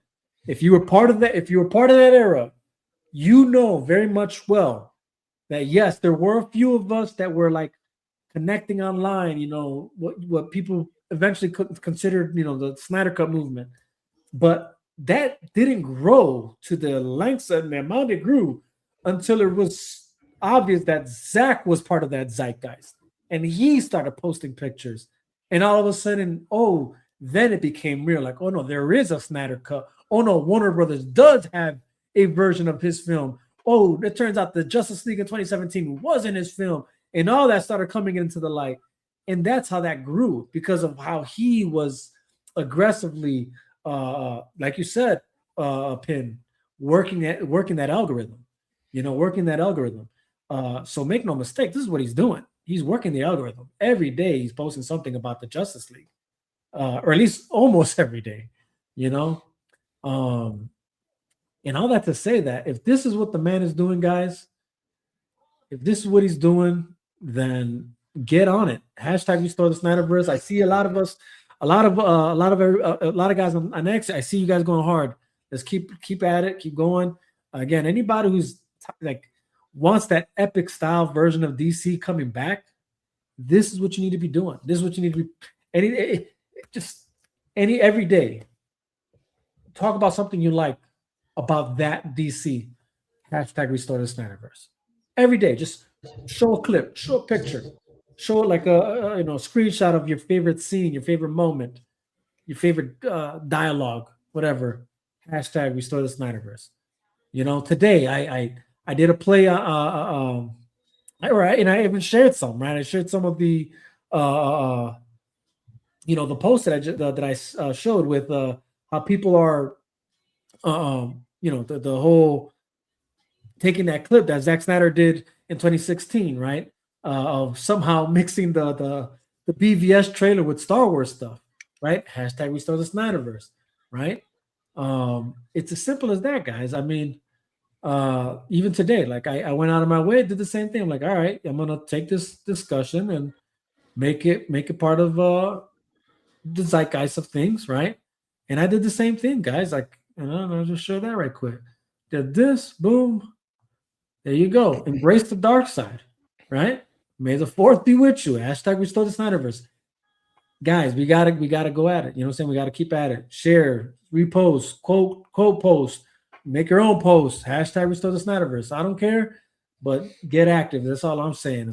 Just get active with it. Zach is active. My point is, if Zach is active with it, get active with it. That it's simple as that. Simple as that. Like it says, whenever people are like, let Zach move on, I'm always sitting here like, who the F do you think lit the fire for this movement? Right, exactly. It's Zach. He knows what he's doing. But anyways, Pin. Hi. Brother. I'm going to assume they won. Yeah, we were down 4-3 in the ninth inning. PCA starts off with a triple. Okay. Then I forgot who it was, bro, but it was a sacrifice fly. He comes in to score, 2 outs, ninth inning. Pinch hitter comes up, Michael Conforto. Drives it high, deep to left center field, way back there. Comes win, baby. We take it against the second place Reds. 12 straight wins at Wrigley Field. Nice. First place, heading their way to the best record in baseball. It's a good night, man. And I've been sipping on bourbon. It's a good night. it's a really good night. Oh, for sure.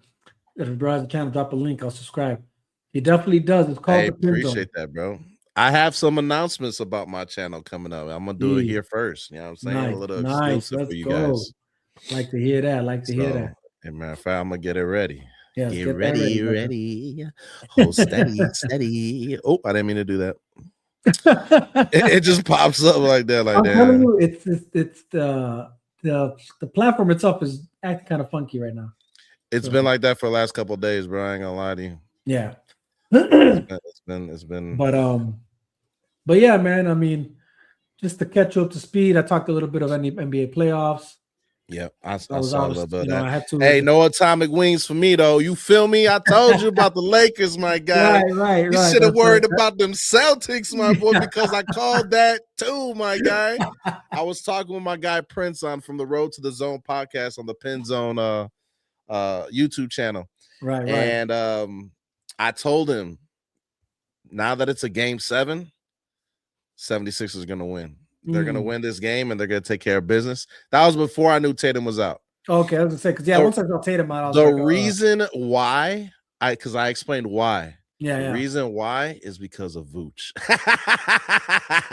I've seen a lot of Vooch in my life, and I knew if and I told you this too on one of them, if Vooch is on the Celtics, they ain't going to win a series, man. I stood on it, bro. I stood on it. They traded for Vooch. He didn't get tick. He didn't even play. Yeah. But that was a roster spot, bro.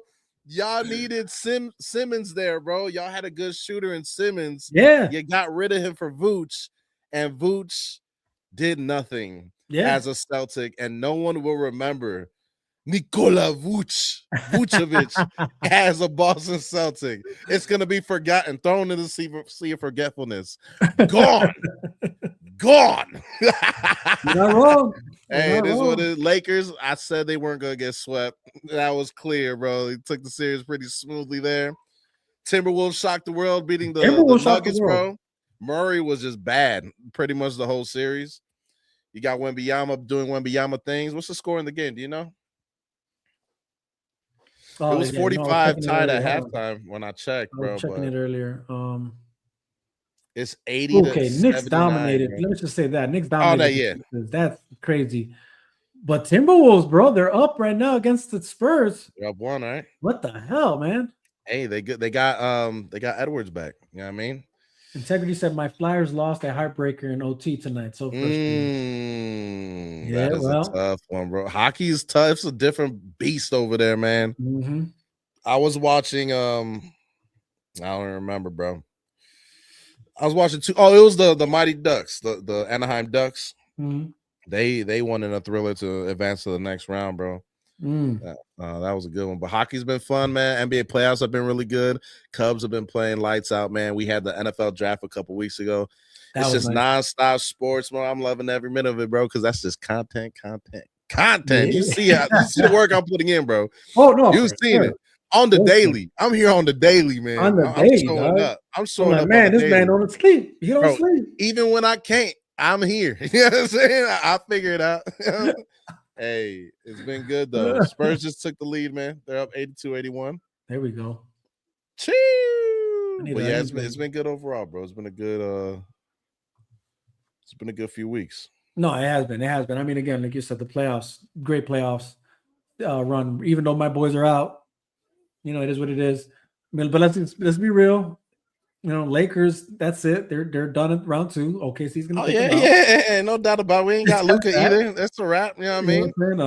I expect the Spurs to win their It'll game. be a good defensive series, though. It's gonna be a good defensive series, but it's OKC's just too much. And the only team that could beat OKC is the Spurs. The Spurs, yeah. And that's still a stretch. That's still a stretch. You know what I mean? That's not an easy win. That's still a stretch. Yeah. No, I agree, man. But I feel like it's the Spurs time, bro. It's Wemby's time. Yeah, no. I said in the beginning of the year, bro. I'm gonna just continue what I stand on in game 1 of the season. Yeah, for sure. Yeah. I think it's gonna be obviously Spurs and OKC in the conference finals, and it's gonna be Knicks and Detroit in their conference finals. I think. Bro, I picked the Magic to beat Detroit in the opener of the Really? series, bro. I picked the Magic. Oh, Styles makes fights, and the Magic. okay. See, they're I'll be honest. linked. I thought it was going to be Detroit. I Yeah. was shocked that it went to Game 7, bro. Dude, nah, the Magic are very long and lengthy, and that's where Detroit struggles with the most. They can't get. They're not a great shooting team, so Right. that length covering up the paint, bro, Right. driving to the basket, it causes Detroit a lot of trouble.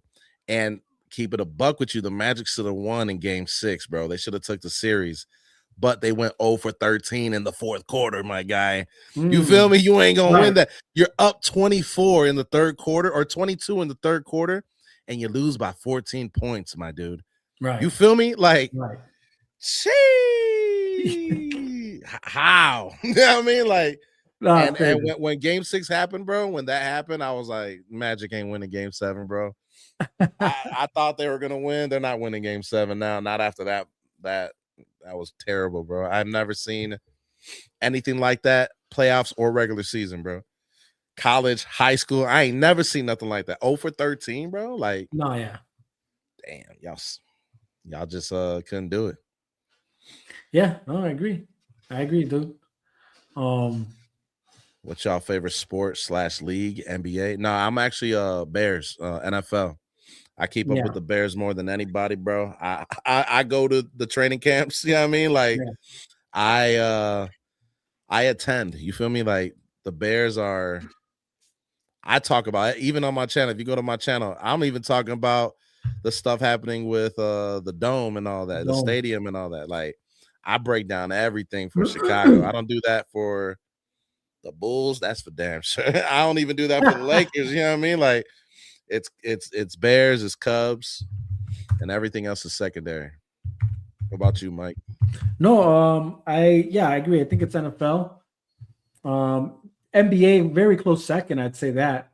A very close second. I do love the NBA. Basketball is my favorite sport to play. Well, when I would play. Man's getting kind of old, you know what I'm saying? Old and out of shape. Yeah, bro. Basketball's tough to play now. It's a young man's game, bro. That is a very much a young man's game. Young That's the man's worst when game. you play against like youngins that are just Jeez. The YNs be going crazy, boy. Oh, like, man, bro. Snap. Jeez. Yeah, I can't even move but yeah, NBA is close second. I would say it is NFL for me as well. There's something about that sport that I just it's not to say that there isn't strategy in other sports, but it's just not as like chess like the way football is, in my opinion. You know, because each player plays a role, and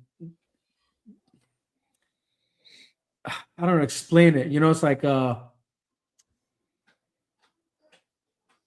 think, each player plays a role one, and this is how strategic it is, to the point where, like, the difference is in every other sport, you're playing both offense and defense for the most part. You know what I mean? Like, if it's basketball, you're gonna do offense and defense, right?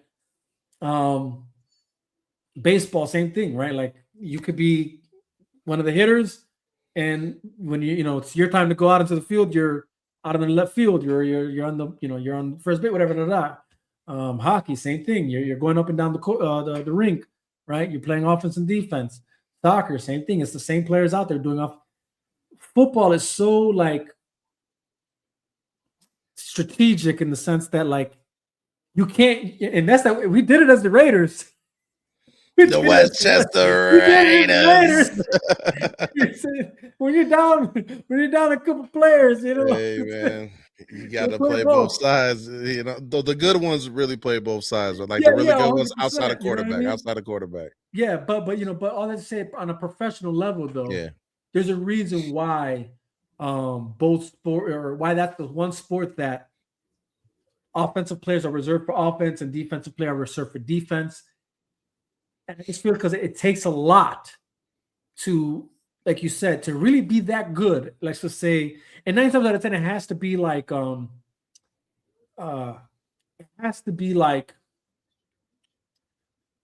connected, right? So, for instance, you can find wide receivers be good cornerbacks, right?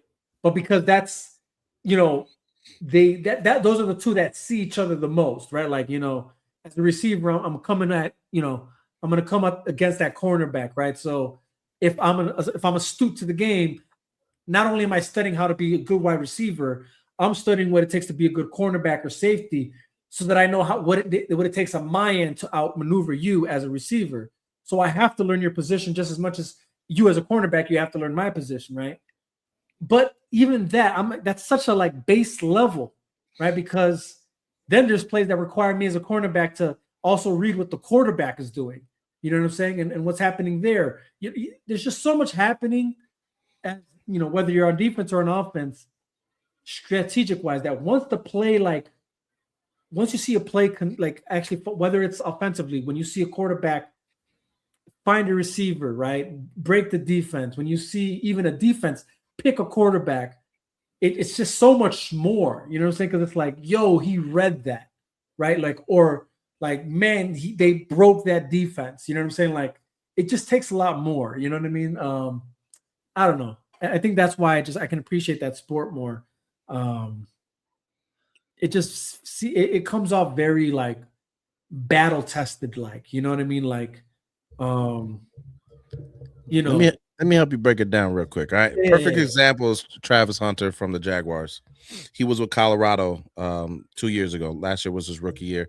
He played cornerback and he played wide receiver in college. Right. In the NFL, he played cornerback and he played wide receiver. All right. Then he got hurt. You feel me? He got hurt. Why did he get hurt? Because the NFL, everyone gets hurt in the NFL because it is a hard hitting sport. Yep. And with that, what did they announce? Travis Hunter, what's he going to be? He's going to be cornerback from here on out. He ain't playing wide receiver no more. Right. He's a better cornerback. But the cool thing is, and this is what you're trying to break down too, when it comes to football in general, you know, you have your wide receivers with the wide receiver coach. You have your offensive lineman with your offensive lineman coach. Running backs, quarterback, safeties, linebackers. Every position has a coach. Every position trains to what the head coach wants them to do for that specific week. Right. After learning that stuff, then they have to come together in practice and put it together. Mm-hmm. It is so challenging to do that, where it seems like week to week, it's like an off season for NBA or MLB. That's how the NFL works. That's how it runs. And that's why it's the greatest sport to watch when you understand it. When you don't understand it, it's tough. You know what I'm saying? Like, it's really hard to like, what is going on? Like, my wife, she'd be like, I don't know what's happening right now. Like, I try to explain and that's right. And that's why I possible, say it's the one sport that seems very chess-like, right? Every other sport is more like checkers, you know? Well, no, let's just keep it a buck. Like, it really is. No, come on, man. MLB pitching, that MLB is is probably second to that is like, chess. You know, 101, man, because we're talking about 162 no, you're right. games, Look, and you have to know every single batter you played and their tendencies and weaknesses. It's a lot. That's a lot. No, but that's like all on the pitcher. You know what I'm saying? Like, it's not though. It's on the catcher and the pitching coach. Well, because the pitching what coach I mean is, calling okay, the hold on. plays. What I'm trying to say is this is, apart from the dynamic happening between the catcher and the pitcher, well, there's there's some dynamic chess, man, because the defensive strategies as like well said, too. Positioning Positioning probably on the defense. the second to that. I'll say number that. two. It's number two. But it's for sure NFL. It's chess. Yeah. I'll put it like this: NFL's chess, baseball's like Chinese checkers, because it's not checkers.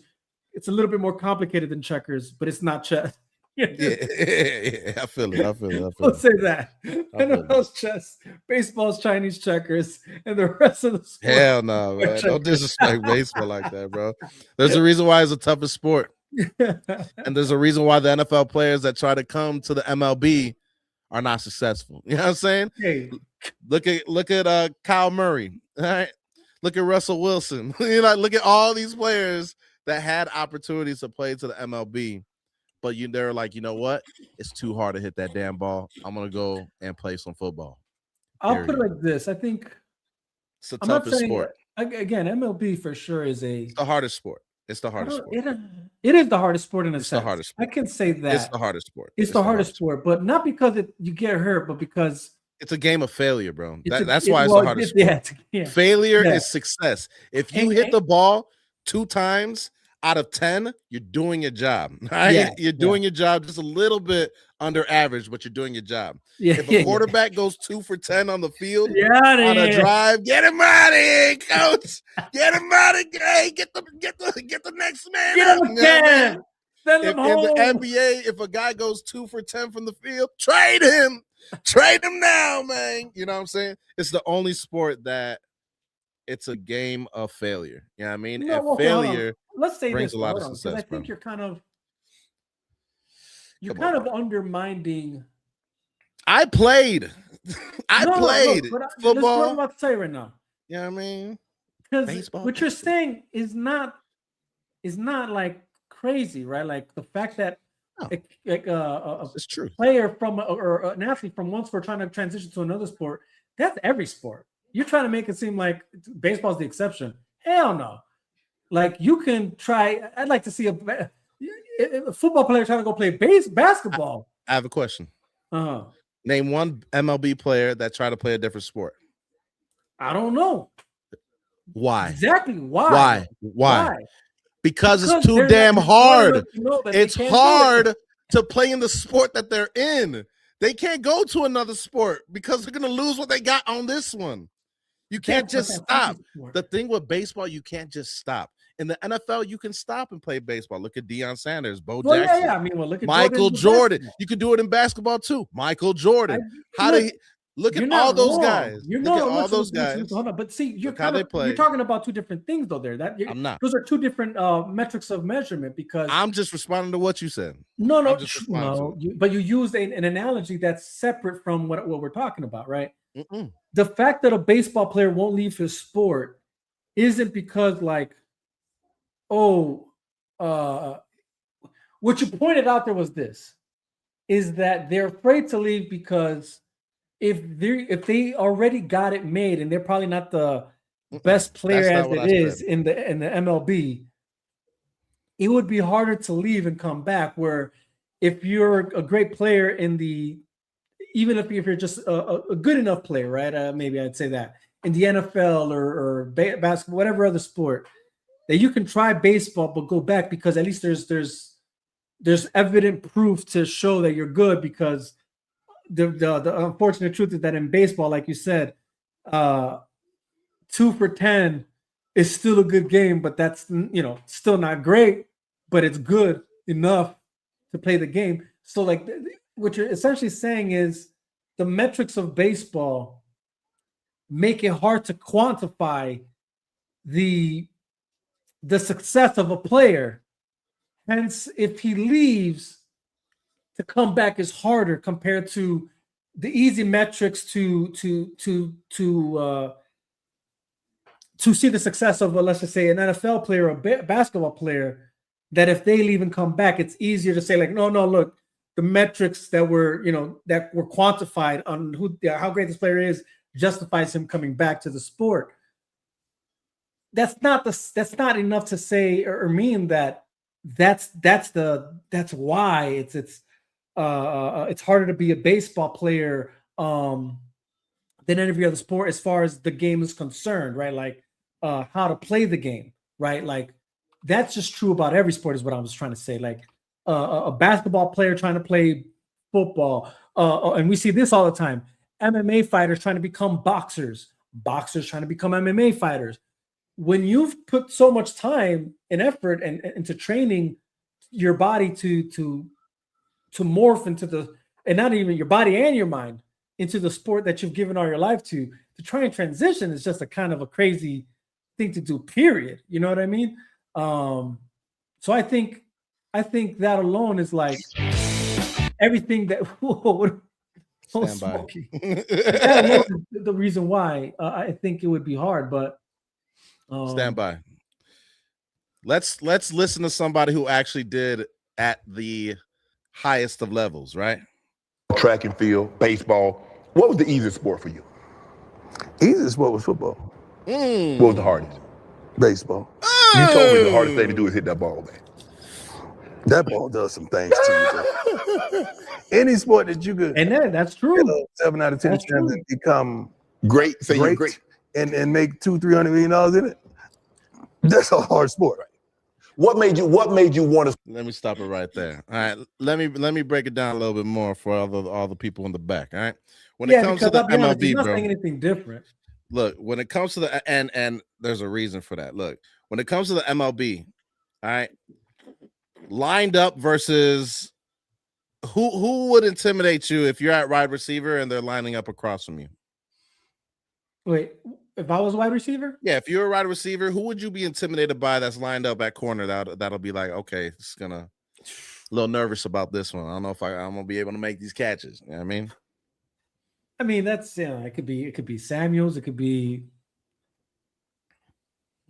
it could be Diggs, right? The brother, right? I mean, there's a few. I mean, they're not coming to my mind right now, but there's a few of them though, right? Yeah. Now in baseball, all right.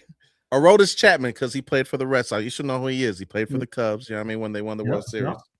He's throwing 104 miles an hour right now. All right. Yeah. No, 100%. I give you a helmet and a bat and be at that batter's spot. No. There ain't no chance in hell that you're gonna be like, I'm gonna do it. Okay. There's no way. There's no way. No, listen, you're right. I'm not again. There's no way. But see, I wouldn't even do. But that's like, okay, hold on. You're asking me, but who am I, right? Like, let me keep going. But it doesn't matter who it is. The point. I'm not trying to listen. I'm not trying to disregard what Dion was saying. There's some truth to what he's saying, right? Like but it's because again, it is a different sport in itself, right?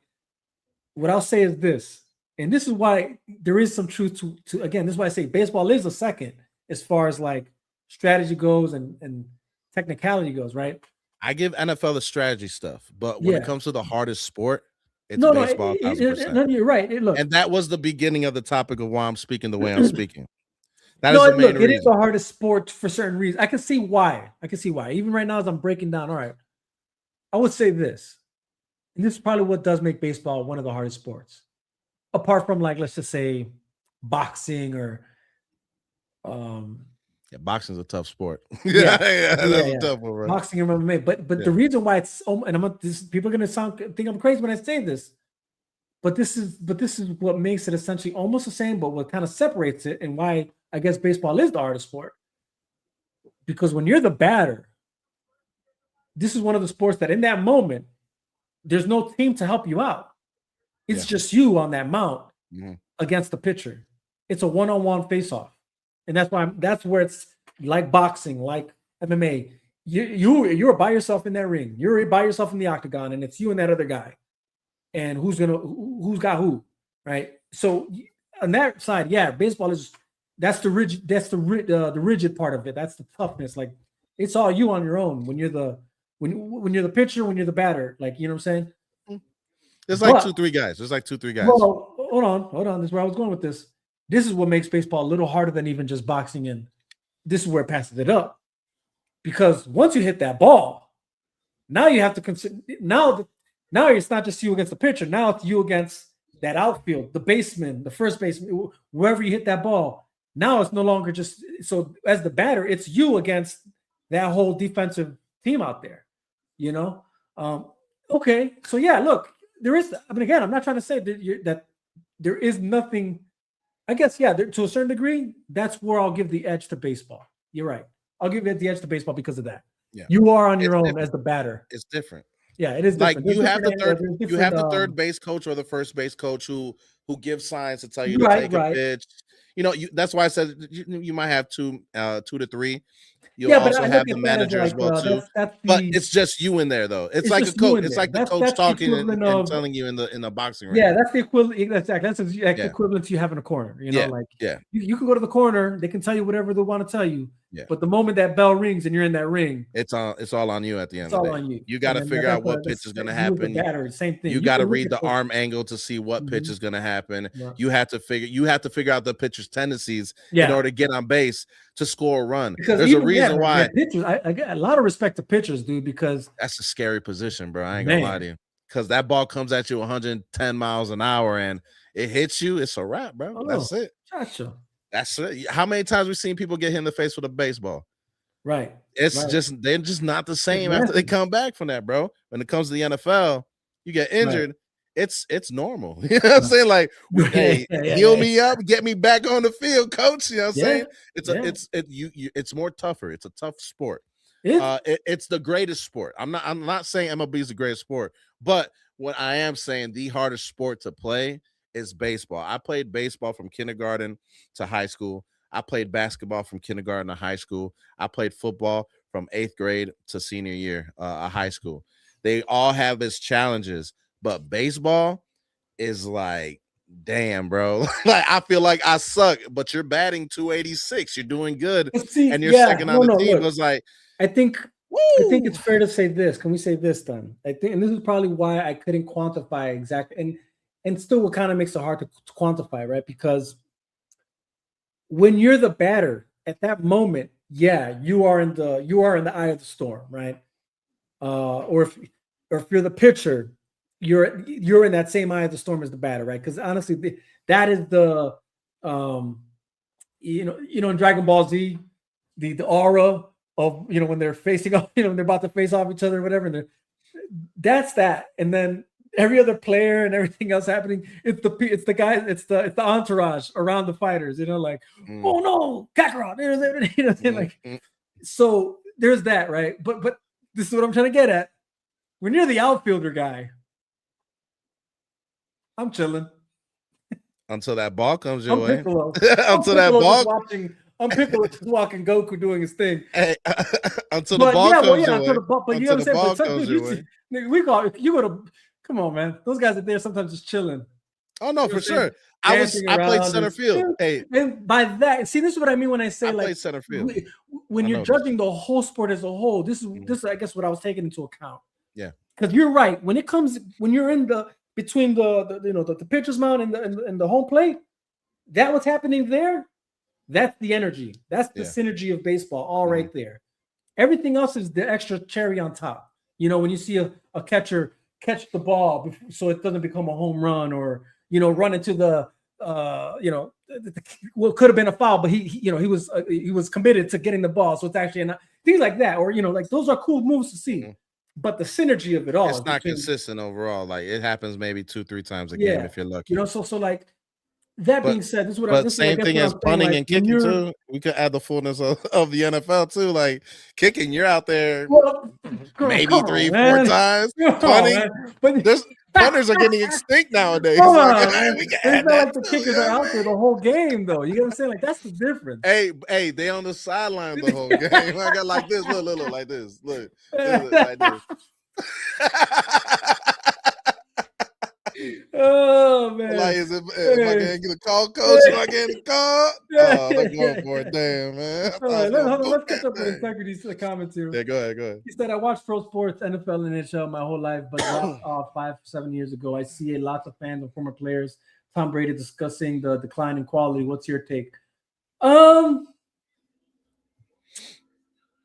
Honestly, I think it's getting better. The thing that's declining is the toughness of these guys in the sports. Yeah, that's NBA. A lot of dudes want to take like the day off. Brady talk about it too, and from what I understand, it's what you just said. There's no longer that competitive edge of discipline in the sport like it used to be, and that's in a lot of sports true. And I can say that, but make no mistake, in almost every sport right now, you're seeing a lot of great players playing in the same leagues at once.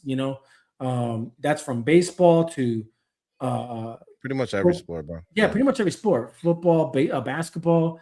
Yeah, so it's like half true, half not. You know what I'm saying? Here's the issue that I have with sports nowadays. A lot of the competitiveness has diminished because what Charles Barkley said it best.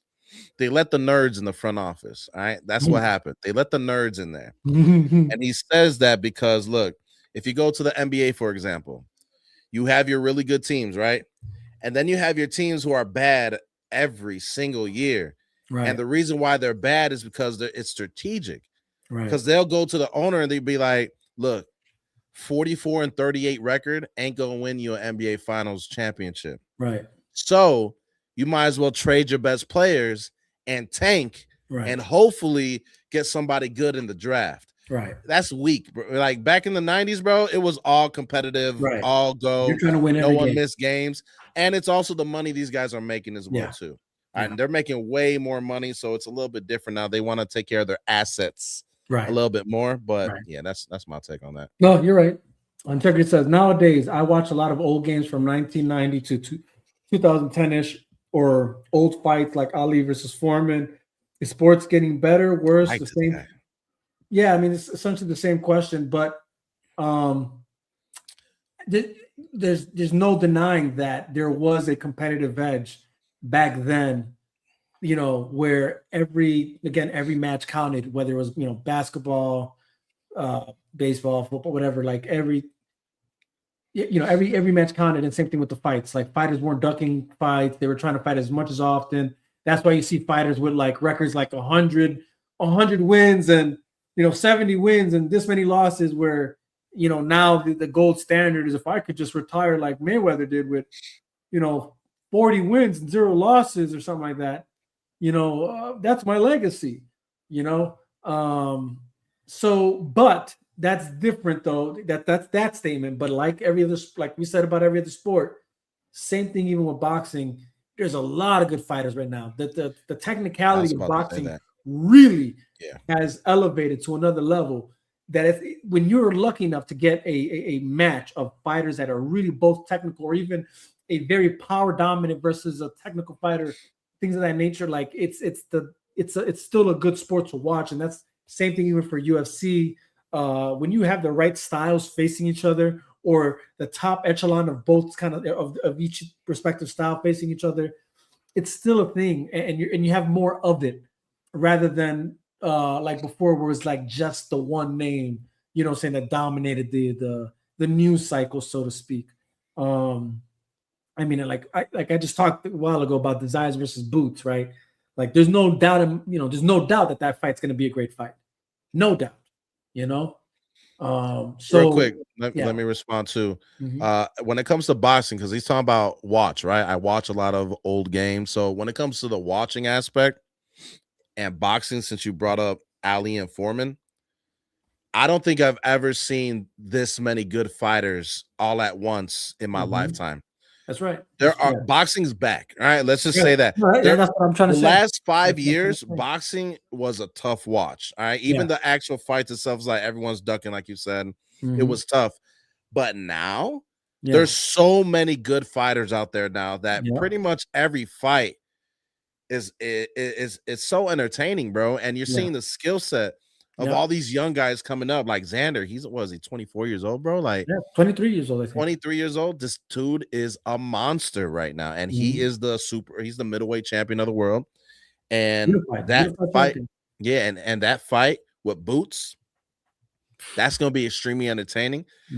We had some fights that passed this past weekend that were unbelievable with Benavidez, bro, and the Japanese dude. That was the Japanese guys that fought in Japan at 6 a.m. on Sunday morning. Right. Was probably the fight of the year by far. And he's now ranked number 1 pound for pound in boxing. It was a great performance by both fighters, man. So boxing, in a boxing sense, it's back, baby. Like, watch boxing. If you have a chance to watch it, you'll love it. Yeah. 100%. Yeah. Integrity says, I hear you on the NFL. Yep. He says NFL is chess. Every single play is a game within itself. And that's what I mean. That's what I mean. 1,000. Dion and Bo. Yeah, that was a great episode. That was a good episode. NFL and MLB.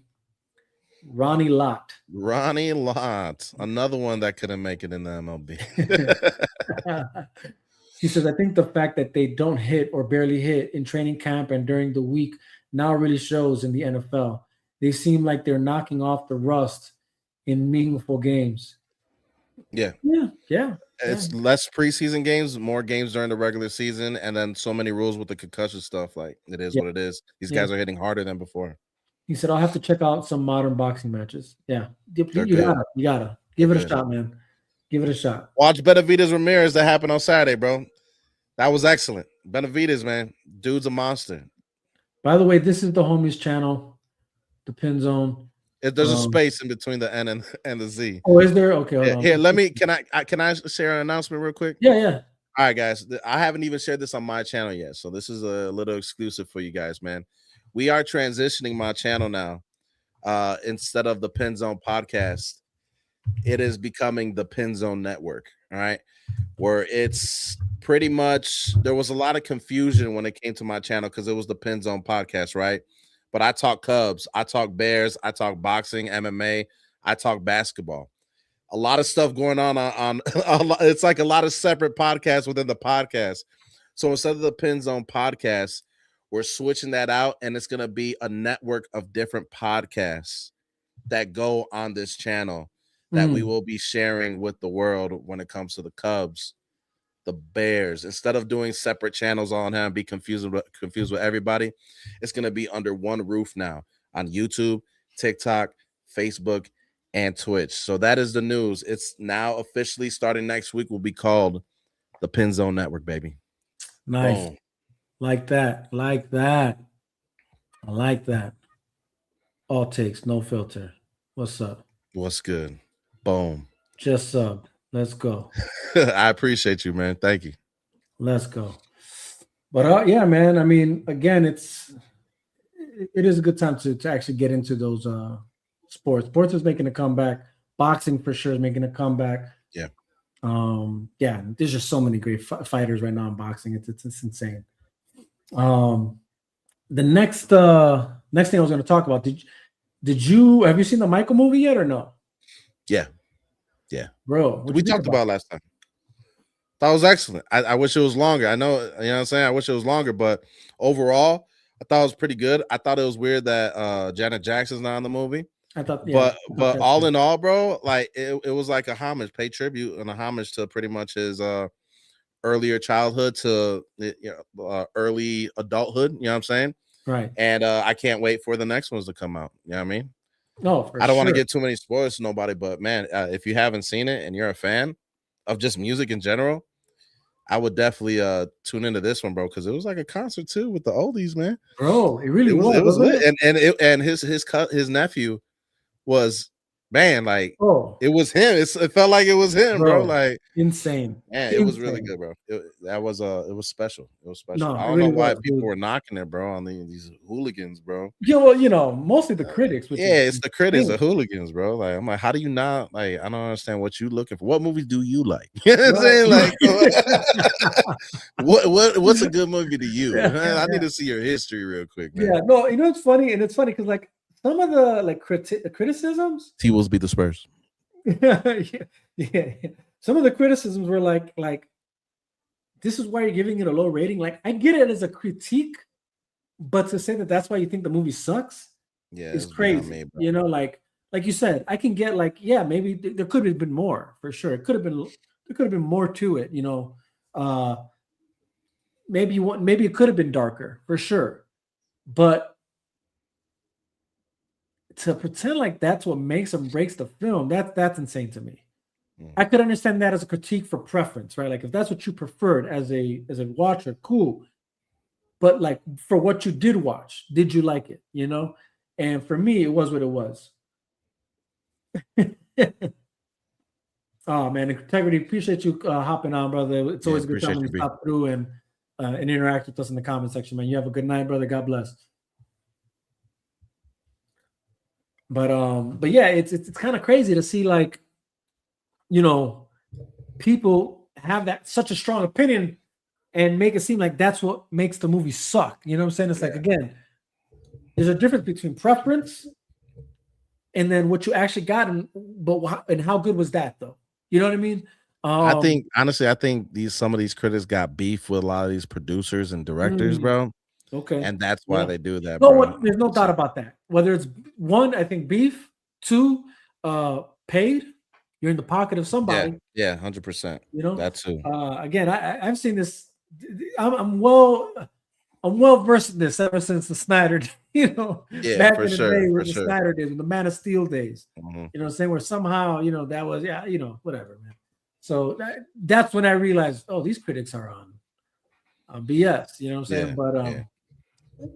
But yeah, it's so crazy. It's so crazy. But it's funny. The audience doesn't lie. Right?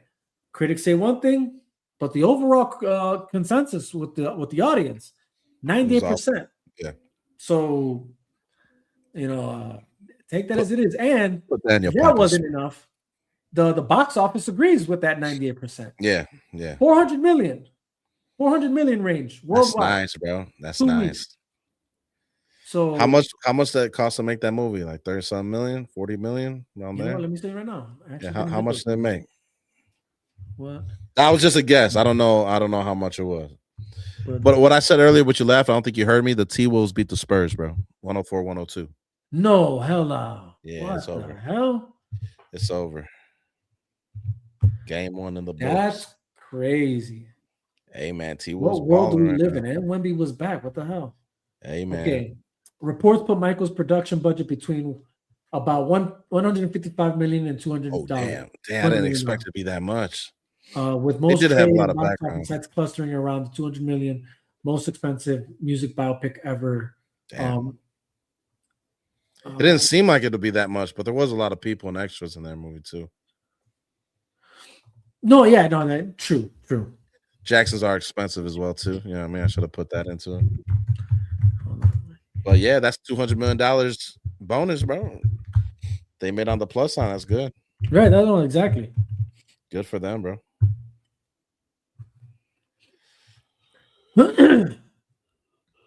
So it's already the budget is already the production budget's covered already. So, it's on its road to success. And now the question is which I discussed this the last time is, can it be Bohemian Rhapsody? That's what we're really looking at here. That's what we're talking about here. How much they make? Overall, at the end of their run, I think it was 903 million. Yeah. Ooh. But I will say this. Opening weekend, Michael right now is took the crown opening weekend. Okay. If that's an indication of something, which is what I thought, was what I'm thinking. I feel it should. You think you're gonna hit $1 billion? It should. Okay. It should. The way it's tracking. Because it's only been what, like a week and a half, 2 weeks? It's only been out 2 weeks and essentially made it's made the same amount. You know what I'm saying? 200, you know what I'm saying? Like, on some Avengers level, boy. Michael on the Avenger level right now, my guy. I mean, again, it's Michael though. You know what I mean? Like, I like little Michael. You know what I'm saying? It's it's Michael, dude. It's Michael Jackson. You know, I mean, the guy was an icon. You know what I'm saying? Like, he was an icon. He's a legend. He's the king of pop. Period. You know what I'm saying? Like, it is what it is. You know, like regardless, even if someone were being like, what about the allegations? Well, yeah, that's what they were, allegations. And if I'm correct, I want to say a lot of those allegations were already debunked. You know what I'm saying? So, you know, now was it sad that the man had, I guess, I don't know if sad is the word. I say sad maybe because even the movie projects this pretty well, right? And that's that he clearly was the man in his own lane. You know what I mean? Like, not just money or not just music-wise, but like personality-wise. You know what I mean? Yeah. Like, he had animals for friends. His pet for his friends. I feel like that was a little show, bro. I ain't gonna lie. Probably. That was a show. But it's insight into having you understand why Michael was who he was. Yeah. Right? Like, the man was infatuated with Peter Pan, Disney. Yeah. You know, saying Neverland, right? Like, what about that story appeals to him? Like, you know, when you actually psychologically break that down, right? Pied Piper.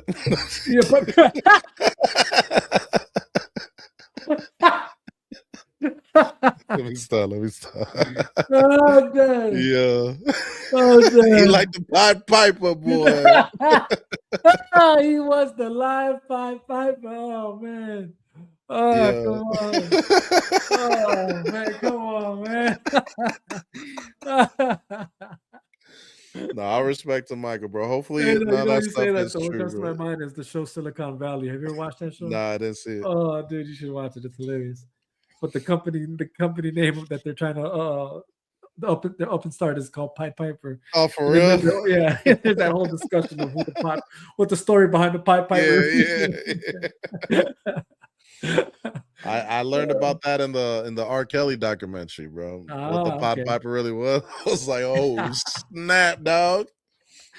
Damn. Oh, dude, so Crazy. disappointing about the Spurs right now. Kind of like, Hey, Wemby had 12 blocks, bro. He had a triple double with 12 blocks. And they still lost. 15 rebounds, only 11 points. He went 5 for 17 from the field. That's crazy. No, you got to be scoring more than that, Wemby. I'm sorry. 0 for 8 from 3. See, he went back to his last year rookie thing, bro. Ooh. They succeed, and he succeeds more when he plays underneath the 3-point line. Yeah. When he shoots more than 4 or 5 threes in a game, bro, this is where the trouble lies, bro. And they only lost by 2. Imagine him instead of pulling a 3, he just drove to the basket. And yeah, you're 7'90". You know what I'm saying? You can easily just shoot it over every. Just put your hands straight up and bend your wrists. So I'm gonna blame that one on Wemby. I didn't fully see it, but I'm gonna blame it on Wemby because 0 for 8 for 3. That's an atrocious for a 7'30" person, bro. Insane. But yeah, man, that's crazy. But anyways, yeah, back to Michael. I mean, it's a great movie, man. Like again, it's like is it a different movie if it's darker and had more tones of, I guess, what we really know what his childhood was like? Mm-hmm. Yeah, and maybe does it have its own version of impactfulness? Sure, but here's what I'll say to that is they went a route of being a bit more light with it, and it was probably actually the smarter move. I was about to say that they went the right route. Yeah. And even when that scene came with the dad hitting Michael, I probably shouldn't have said that, but that's a spoiler alert. Anyways, when you see that, there was a kid next to me, and I was kind of like, oh snap! I don't know if the kid should be watching that. You're like, that's a scary thing to watch as a kid. You know what I'm saying? Like, because that's what you fear the most as a kid is getting hit by your parents. You know what I mean? Like, when you're in trouble, and even worse when you're not in trouble. You know what I mean? So yeah, I feel like they chose the right amount of darkness of what we know his story has, with the overall upbeat tone and positivity and motivation to the film, the motivational and aspirational part of the film of who Michael was and learning something about his work ethic, and not even just work ethic, but how he was thinking out of the box in the time, and then the backstory between the Jackson 5, his father, and all that stuff. It's a good movie, and then setting you up. There's so much to his story that not only can we maybe say you could have added more of his story in there, but it's so much to his story that there's clearly another part coming. Yeah, for sure. There's clearly a sequel, or maybe even a trilogy. It might be a 3. Yeah, it might be a 3, bro. You know what I mean? Yeah. So yeah, man, it's definitely worth the watch if you haven't gone to see it. Go check it out. It's an experience. I don't know how it was for you, bro, but my theater was packed. Yeah, everyone was singing to the. Everybody's singing. Like the Thriller came on, bro. Dancing. Some people are even cheering. Like it was like they were at a concert. They felt like they were at a concert, and it does feel like that. Yeah. So it was a cool experience, man. I definitely. Cheers, brother. Cheers. What you sipping on today? You should already know. Okay. What am I sipping on today? I think I already know. I don't think you do. No, I think it's a little different today. Oh, it's different. Okay, what you sipping on? Got the Woodstock bourbon. Oh, Woodstock. Yeah. Woodstock or Woodford? Woodford. I'm sorry, Woodford. Yeah. Okay. Woodford, bro. Yeah, Woodstock is this. You know what I'm saying? Hey. What if I do? Yeah. Relax. They get to another level. Yeah. Oh yeah. But anyways, yeah, I think Michael's on his way to. I think it possibly could be Bohemian Rhapsody, but we have yet to see. Again, Queen is Queen. You know what I'm saying? Like Queen is Queen. But I don't know. I feel Michael is a bit higher. As far as in my book he is. But I could be wrong. I could be wrong. But anyways, that being said, on to other things. I'm not so sure how well versed you are in this one, brother, or like if you know about what I'm about to touch on here. Talking about the police officer? Yeah, I'm yeah, aware. I'm aware. yeah, okay. So what are your thoughts on that, dude? Like, ain't that crazy? Yeah, man. This is I hate this. You know what I mean? I'm not gonna lie to you, bro. Yeah. I hate this with a passion, and the first person I always think about when I see CPD, bro, is your wife. I ain't gonna lie to you, bro. Like that's the first person I always come to mind. Like, I gotta check on them real quick. You know what I mean? Like, make sure she doesn't know them, or make sure it's not her, or whatever the case may be. And so when this stuff happens, bro, it's just really it's touchy for me because my father, 25 years state police. My brother-in-law is currently 10 years in state police. A state police officer got shot too a couple days ago. 2 days ago, and lost his life, bro. So it's like all this stuff is happening, bro, and it's just like, to me, it's just nonsense, bro. We need to stop with this gun violence, bro. Real talk. No, for sure. I mean, it's not even just the gun violence, because even before, for people who don't know the story plot or the story here, not the story plot, but the story, these guys are still the two criminals. Yeah, bro. They were robbing that I think it was a gas station, was it, or a convenience store or something like that? I think it was a gas station. And they were beating up on this elderly lady that worked there. Yeah. Before the police even like showed up on the scene. So I mean, it's not even just about gun violence. It's just violence is something that's nonsense, in general, and like just savagery, dog. Like just lack of consideration. Like, I don't care how desperate you are. You know what I mean? Like, you know what? I'll put it like this, brother. Let me just keep this a buck, dog. The reason I will not, and why I cannot really sympathize when you give me the story of you don't know their situation. I don't give a damn about your situation. I don't give a damn about your situation. Yeah, but I'll tell you, but I'm gonna tell you why. Because I know my situation. I know what I had to go through.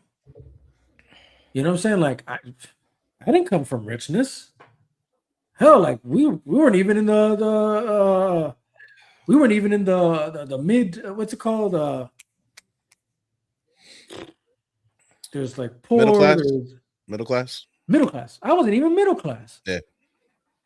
Like, and love my dad, love my mom, but we were low class. Yeah. Low class to no class. Yeah. Just to keep that a buck, dog. Yeah, 100%. I mean, me, my dad, and my brother at one point, when my family was separate, we were homeless. Yeah, I remember. You know what I'm saying? Like, so sorry. I know what it is to like be in the bottom, and this idea that because I'm in the bottom, that gives me the pass to do stupidity. Like, nah. These are the same dudes that are hacking on Call of Duty, bro. Let's keep it a buck with you. They just want to find a quick way to make a buck, bro. Right. This is all this is about. They want to find a quick way to make a buck, and they'll do any means necessary instead of blue collar, hard work, and not even blue collar, but hard work, bro. Right. If you're in a situation, you know what I'm saying? You can get out of that situation without having to commit a crime, without having to break any laws. You know what I'm saying? Right. And these cats, and I don't know their history, and I don't know what's happened to them in their lives, who raised them, what things happened to them personally at gunpoint, whatever the case may be. But it doesn't matter. Right. All right. It doesn't matter at the end of the day. Y'all need to stop cutting short, taking shortcuts. All right. Stop doing that. If you feel some type of way, and a lot of these just do it because they don't have a home, they don't have nothing, so they're like, jail, they'll feed me. I have a roof over my head. Right. Like it gets to that desperate, and it's just like, man, like I just don't vibe with it, bro. I ain't gonna lie to you. I don't vibe with it at all. Like, there's no excuse and there's no reason. No, for sure. No logical reason. Thing, like, I'm not trying to dog on everybody, because even for me, I know there's lines to me.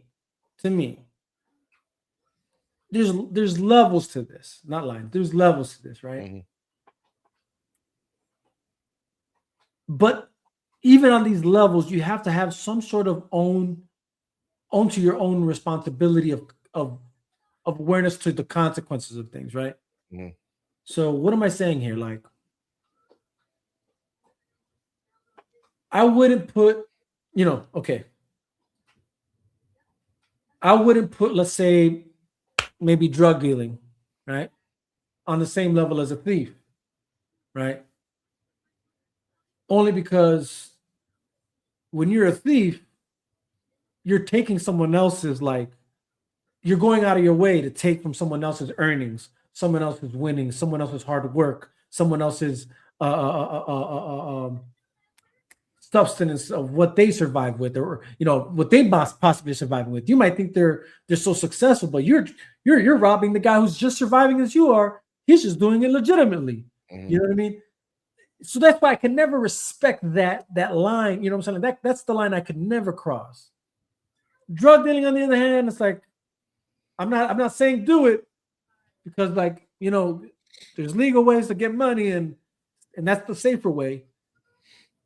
But I'd be a hypocrite, because I'd be a hypocrite. Hey, Mike, how you doing? What you on today, man?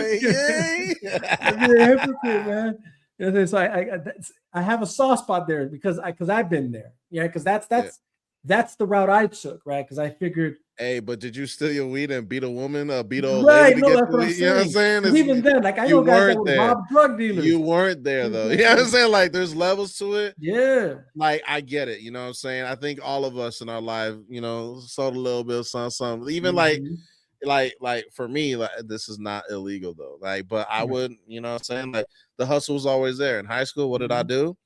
There was a old school candy shop, like 10 blocks from the crib, that I always walked to. And I would buy the fruit Tootsie Rolls, bro. Right. And the big bag cost like $2, bro. I would put 10 in a little nickel pack, you know what I'm saying? Or a little pouch, little Ziplocs, bro. And I would sell that junk for $1 or 50 cents, or depending on the amount of, there's always like hustle to get money, do what you got to do. Right. But when you're involving harm to people, that, man, like, come on, man, like, what you doing being on a woman to begin with? It don't matter what the age is, you know what I mean? So I get it. People want to hustle, you want to make money, but do it the right way. Be smart about it, at least. Like, I just don't understand these hooligans that be thinking they own the streets and all this stuff, bro. And it's like, these are the dudes that I wish they kept the death sentence in Illinois, dog. Right. Keep it a buck with you. No, for sure. And then their friends on Facebook, man, like, free Willie, my guy. You know what I'm saying? Like, come on, bro. Like, free Tony, free him for what? You know what Tony did, my guy? Like, ain't nobody trying to free this now. Like, stay there longer, bro. Man. Give him the book. Yeah, bro. Like, lock him in the bricks. You know what I'm saying? Lock him up, dog, because it's nonsense, bro. It's stupid. It's just stupidity, bro. And it just shows how far away from Christ a lot of people are, bro. Real talk. Yeah, because it's like, because it's like, and I don't know. Again, look, everyone moves different. Right? And I'll say, this is obviously, you stated earlier. Obviously, my wife, she's a cop, whatever, CPD, and so obviously, we've known each other for a long time. So she knew me even when I was, obviously before she was a cop. She knew me when I was, out in these streets. Right? Out in the streets, boy. Out in these streets, right? So, obviously, we sometimes got into those conversations even before we were, together, is my whole point.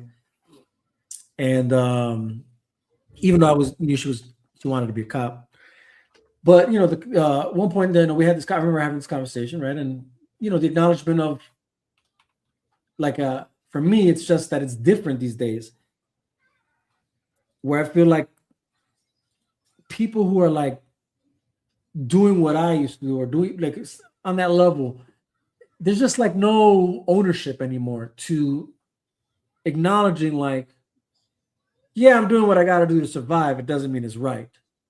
You know what I mean? Like, you can, it's we can acknowledge, yeah, like you're only doing it because you're trying to provide, you're trying to get that money. Cool.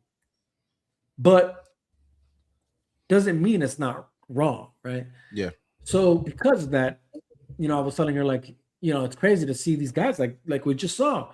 Because here's the crazy part about the story is the two officers that got shot weren't even the two officers that arrested the guy. Mm-hmm. You know what I mean? It's just the two officers that were assigned of taking him to the hospital and watching him, right? Because he had apparently swallowed some bags of crack or cocaine, one of the two. I forgot what it was. Steals are so stupid, bro. Stupid, Sheesh. And there's a sewer like 30 feet from you. You know what I'm saying? Like, come on, man. Like, bro, be smart, bro. I need to save it for later. Yeah. That Crazy, boy. And but it's like even like, here's the sadder part. It's like, my nigga, like, you didn't think shit through at all. Like, even let's just say, okay, you swallowed that shit, and clearly you had a gun on you somehow, which we're about to get into some of those details right now. But where in your right mind did you think, I have a way out of this? And if I shoot these guys, I have a chance of escaping and actually being on the run for the rest of my life. Like, what you think was going to happen is my whole point. You know what I mean? Like, what part of you just wasn't able to think that fully through? That's the crazy part. You know what I'm saying? Like, you didn't even think this through, my nigga. You know what I'm saying? Like you already were caught. You know what I'm saying? Like, identified in the system, on the books already. You know what I'm saying? Like, you are the perpetrator already for trying to rob this. You're already on record for that. And somehow you think I'm going to be able to shoot these cops and run away and get away for the rest of my life? Where are you running to? With what money? You're saying, where are you going? Like, there's no thought into that. Like, and here's the thing. And even with this, it's like, even with the guys that do it before they get caught, right? I still don't even condone that. Because like, for me, but it goes to this new ideology, right? This new way of looking at things where it's like, even when I was back, even when I was doing this stuff, right? Yeah, the cops were the ops, as they say, right? But it wasn't ops like life and death. It was the ops in the sense of like cops and robbers. You know what I mean? Like, my job as someone who's out here, selling and shit, my job is like, just don't get caught. You know what I'm saying? My job is fly under the radar. My job is making sure I stay away from the boogeyman. You know what I mean? But even that, once I got caught, though, like red-handed, then you lost, right? There is no... We're talking years of life. You know what I mean? You lost years. You just lost years. Yeah, but I lost is my whole point. Like, I lost the game is my whole point. That's where you lose. Unless you got that, like, unless you're as good, unless you got that, like, that money to fight it, somehow, whatever, like that, you know what I'm saying? Because they can't stick anything on you. That's like a whole different kind of criminal game. But I'm talking about, like, just you're caught selling, you're caught, whatever you were doing. If you got caught, you got caught. You played the game, you got caught, and it's like you accepted the loss. I got caught, I lost. I lost the game. And that's that. There was no, oh, I'm gonna shoot my way out of this. Yeah. And this cop has to pay the price for my freedom. You know what I'm saying? Like, there wasn't this mentality about it because there was still the understanding of life. Even when it came to like violence between like gangs and different crews, it wasn't like completely just barbaric. Now it's gotten to that point where like nowadays, especially in Chicago, yeah, the beef doesn't even make sense anymore. You know what I'm saying? Like it's just gone so far like out of hand. Like it doesn't even make sense anymore. There's some boulevards you can't even drive through. You know what I'm saying? Yeah, but it's gotten crazy. But that's the difference, I guess, is all I'm trying to say between maybe the time or maybe it was just, not just time, but maybe the last of a dying breed type shit. You know what I mean? Like the last of an era of gangsters with a code. You know what I'm saying? Like that still had fundamentals, laws that that they still bound by. You know what I'm saying? Like a way of viewing life that still valued things. You know what I mean? Where now it's just like there's this self-indulgence. But and I guess it's everywhere, right? It's not just in this. There's this self-indulgence personality that exists nowadays, where everybody's just about me, more than like others. You know what I'm saying? But when you have that kind of mentality and that kind of lifestyle, it breeds the worst. Is all I'm gonna say. Like it breeds the worst because there's higher things at stake, right? There's more things to more consequences to the actions taken in that game, right? Sure. And I say game, but that lifestyle, But anyways, all that to say, bro, like it's funny just because I'm like I was having that discussion with the wife, and it's just like, just for me, it's like yeah. And look, here's the thing, like not to toot my own horn or pat my own back, but I never got caught. You know what I'm saying? Like, I never got caught because I played the game because that's the way I always thought about it. Like, I'm like, look, this is a game, cops and robbers, man. I'm you know what I'm saying? I Frank Lucas my way through this, right? Like, don't be too flashy, don't be too loud, don't be, you know what I'm saying? Like, just do enough, right? Do enough to do for me, do for those around me, and we're good. You know what I mean? Now, again, it's that's why I say there's levels to that. The other aspect of this, and this is what you got to own up to, is not only is it wrong just because it's illegal, but when you're really thinking about that lifestyle of even selling drugs, you're selling to someone else whose life you're only further putting into shambles, right? That was the other reality I had to live with, right? Yeah, seeing people that I knew develop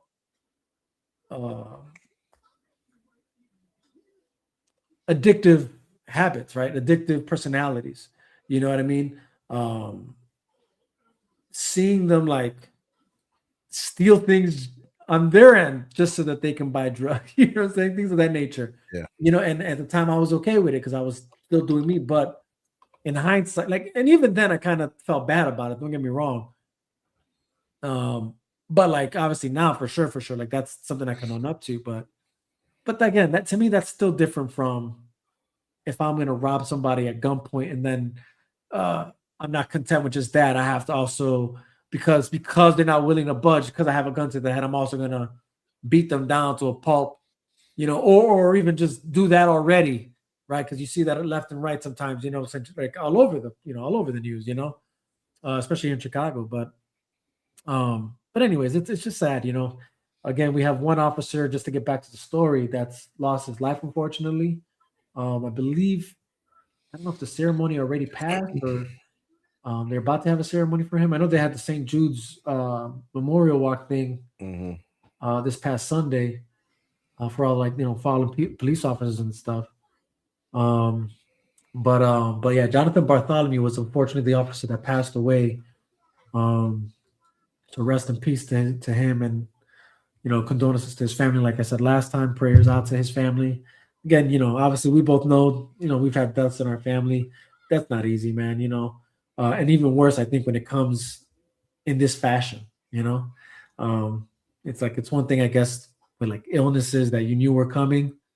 This is like a whole different, like, that's just, what I mean, like, yeah. And I got boys, I got friends that lost their lives this way, like, just, but again, it's just this specific story is what's crazy because, like, again, it's not like they were the officers on site. This didn't happen on site, right? Like where these guys got arrested, and then just the one because one of them got away, but further down the line they actually caught the guy, right? But just the fact that this wasn't even on site. This was, again, like I said, the Alfonso Tally guy says he swallowed this, I forgot it was cocaine or crack. So they take him to a hospital so he can get treated. And this is where he decides to cap the guys, Yeah. Like I said, Jonathan Bartholomew is the one that passed away. Yeah. They just revealed the other officer's name who's still in critical condition. Nelson Crespo. But there are saying that he is showing signs of improvement. So God bless that. I pray God continues to work in this officer's life and on his behalf, and allows the doctors to do what they got to do. spiritually intercede if he has to, because this is just one crazy way to go, man. Like that's just nuts. But there's thing that they're showing signs of improvement. My wife actually knows some people who are friends that were friends with this guy, and I think she said that he's like moving his, like, he's not able to talk, but he's able to like move his, like, some of his body, like his, I think it's like his fingers or something like that, or his feet, like those are good signs. Because initially he was not responding, but he was there, he was alive. Now he's kind of responding, but not talking, but just moving certain parts of his body. So it's sad, bro. Yeah, it's sad. But like I said, they catch the other guy. The guy's name was Tate, something Tate. I forget his name. I know they got what was I looking at? Let's see. I think there's a hearing coming up, or like okay, memorial grows, charges still pending. Okay, so the charges are still pending. I thought they were already solidified. Oh, no. Okay, this is by day basis. Suspect has set and final charge in order detained. Okay, so the Alfonso Talley guy, they're giving him, he's facing first-degree murder, rightfully so, attempted first-degree murder, attempted armed kidnapping, multiple aggravated battery, and firearm counts. Armed robbery. Yeah, this guy. He's done. Yeah, he's done. He's gonna have lifetimes too, bro. Fraudulent ID. Jeez, and warrant-related counts.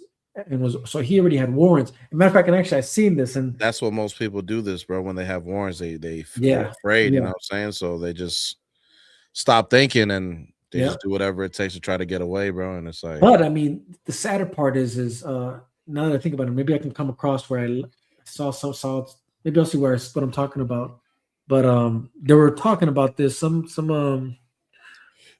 guy running for some position here in Chicago was obviously talking about the situation, but obviously this goes back to this Telly guy specifically, in particular, was already locked up plenty of times and let out, when he shouldn't be out, due to just the way the justice system in Chicago is ran right now, due to these, I don't know, just to not sugarcoat anything, these, progressive policies, that put the criminal first.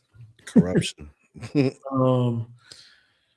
Mike, I got dip out in 2 minutes, brother. Okay, no, yeah, for sure. We'll wrap this up. But anyways, yeah, brother, just I was trying to see if I could find the other guy's name, but I can't see it anywhere. And I know they're giving him charges as well, but either way, it's sad story, sad day when it happened, but sad story just to, that, again, this is what we're dealing with, this is the things we're seeing and witnessing, but overall, like I said, prayers to the Bartholomew family, prayers for the Crespo family. And yeah, you got to leave in 2 minutes. Do you have time to talk about this? Oh my goodness. Yo, I ain't never met a president guy assassinated attempt so many damn times, bro. It's insane. Dude. Oh my God, bro. Like the whole situation, and like it's just weird, bro. Like it's really weird, dog. Like he's a former teacher, he works at NASA, and well, I don't know if he worked at NASA. I think he was a what were they called? No, I think he worked at NASA, or he was not a student. What's it like called? An intern. An intern. He might have been an intern at NASA. Mm-hmm. And seemed like a smart guy, bro. And then he pulled the dumbest like, it's so stupid, bro. Like, come on, man. Like, I'll be honest, like, what's funny, me, bro? Like, I don't understand these liberals, dog. I'm not gonna lie to you. I don't understand. What's funny was to read his manifesto, or at least, just like how this man really thought he had a plan, Bro, that was the dumbest plan of all time, bro. Like, yo, he literally just ran through security, like, thinking he was gonna be able to get it, bro. Like, this man thought he was John Wick or something. Bro, that junk was trash. I ain't gonna lie to you, bro. You know who I felt bad for, bro? I felt bad for Erica Kirk. Yeah, she's there in attendance, and she already has trauma, bro.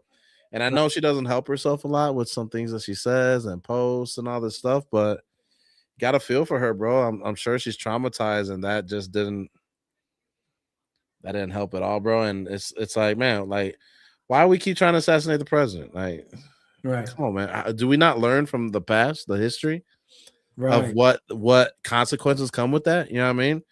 And people never look into that, but I think it's just so stupid, bro, where this country is right now, bro.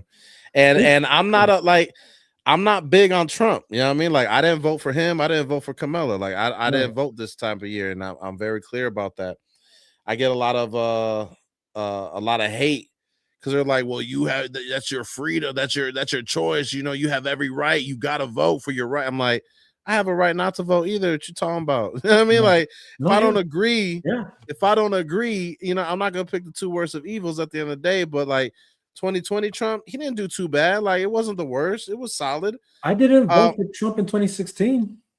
That's what I meant, 2016. And I didn't vote for him either that time. I was like, I didn't vote for nobody again. I was like, I don't like Biden. I didn't vote for nobody because I felt the same way as far as like, obviously there was nothing really to go off of with Trump because he wasn't in the political zeitgeist. Yeah. My thing is always like, I don't want someone who's a businessman that has to be in charge of warfare decisions. You know what I mean? Because that never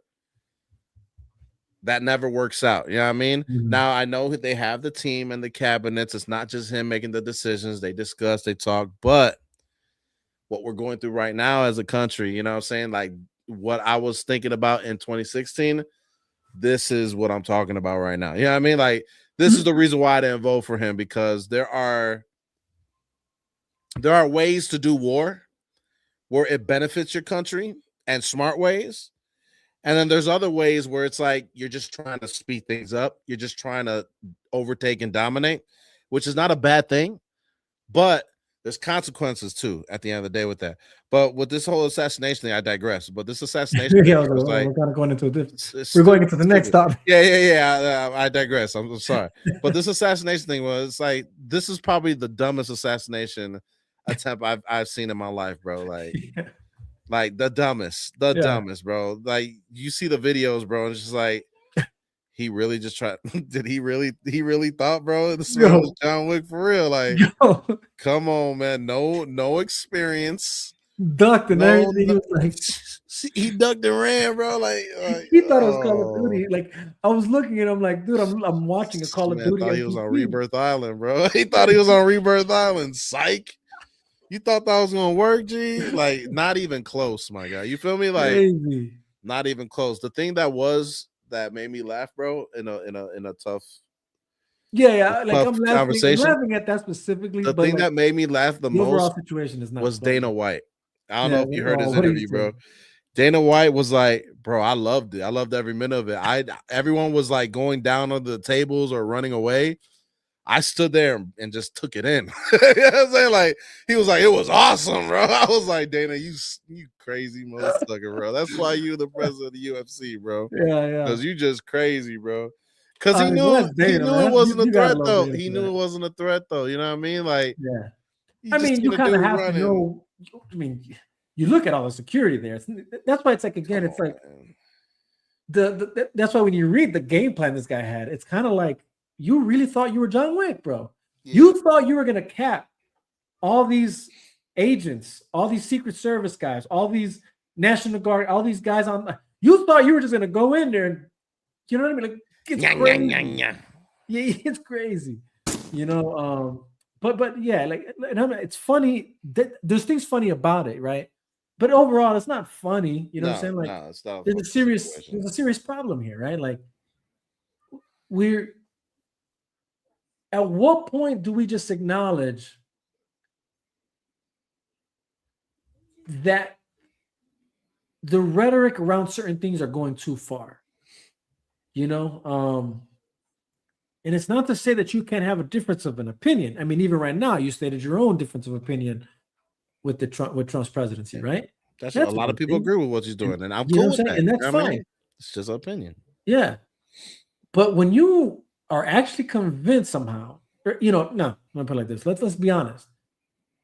when politicians themselves are convincing you that it's an existential crisis, that this man is the end of our democracy, everything that you know and love about America is coming to an end, which is kind of funny to hear because it's like these are the same people that in the same breath are criticizing America for what it was, right? Yeah. So it's kind of funny to see like this weird, like almost like sort of bipolar behavior of these guys, right? Like in one breath, America's worth, protecting and saving. In the other breath, America is one of the worst countries in the world, right? Like it has all these terrible qualities about it, right? Freedom of speech until you don't agree with what they're saying. Yeah. It's so stupid, bro. But like so the rhetoric, at what point can you just agree? You guys really are the ones doing this, right? Like, and look, I see people getting into this, and I'm only bringing this up because I've seen the discussion brought up, and they're trying to make it. They're trying to like draw. Oh, you gotta go. I got that, brother. All right, brother. You take care, man. I'll be listening. I'll be listening in the chat, bro. Hop into the comment section if you can. I got you, bro. All right, for sure. So it's kind of crazy when you have like, when you try and draw the line as if there's like a similarity when there's really not, right? I can agree and say Trump is saying some wild things, like, right, and maybe some things that you wouldn't want to hear from a president. I can give you that. But to pretend that it's on the same level as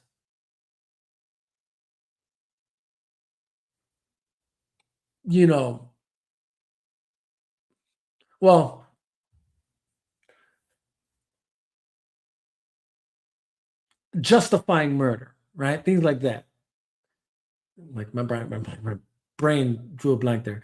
Justifying murder, that's different, right? And what do I mean by that? When you have a media that will justify the murder, let's just say, of that CEO, that insurance CEO guy, right? and they'll sympathize with that, forget his name, Luigi Mangione, whatever. To think that there's some sort of justification for the taking of life is crazy, especially on that level. And then to try and say, oh, well, he's taking, like, that's great. That's a far stretch to make that connect. You know what I mean? Now, it's not to say that there isn't a scam of sorts happening with life insurance. Like, no, the scam exists. That's worth the discussion. That's worth, finding some sort of legal way to like attack that, political way to attack that. To take someone's life for that. That's where we're at right now. So again, even if you disagree, for people who disagree with this guy's policies, again, I'm not saying you can't. There's certain things that I disagree with. But to say that that's worth the man dying, that's crazy, right? I've had a family member say that they wish he did get shot that first time, and I had to like pause and look at him like, you can't mean that. That's far stretched, my guy. Like that's out there, bro. You know what I'm saying? Like, I don't care how much you disagree with somebody. To say that that's worth somebody's life being taken, that's a whole nother level. Again, you can criticize all day. Now, I will say, this is the part where I will say, again, like I said, there are certain things Trump says, and even others, not just Trump, even others on the right side. Again, I'm not denying that they say things that are kind of hyperbolic sometimes. At least when it's not well explained. I'll say that. But what I definitely don't like, and this happens on both sides, but at least on one side, it's more explained to what they're trying to say. And you can kind of see the distinction. But I don't like it there either, because it's like, well, dude, that's a cheap blow because it's really not the same thing. But all that to say that the left for sure has done it, right, as well. And that's when they call each other Nazis, right? That drives me nuts. Because it's like, well, come on, like, what do we pretend? Like, why are we even pretending like anything's really on that level, right? So I don't like when they do that. But if I'll be honest, and this could be more ignorance on me because I didn't really pay attention too much to the 2016, I guess you could say, election run. Like, not all of it. Some of it I tuned into, or some of it, not that I tuned into, some of it I had to like go search because I was being told that this was being said and this was being said.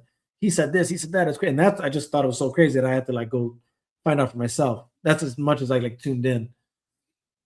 But what I'm trying to say is the way they painted this man to be from the jump was just crazy to me, you know, because I'm like, again, my whole life, I'm like, you guys praised him. You guys have been, he's been in your pockets.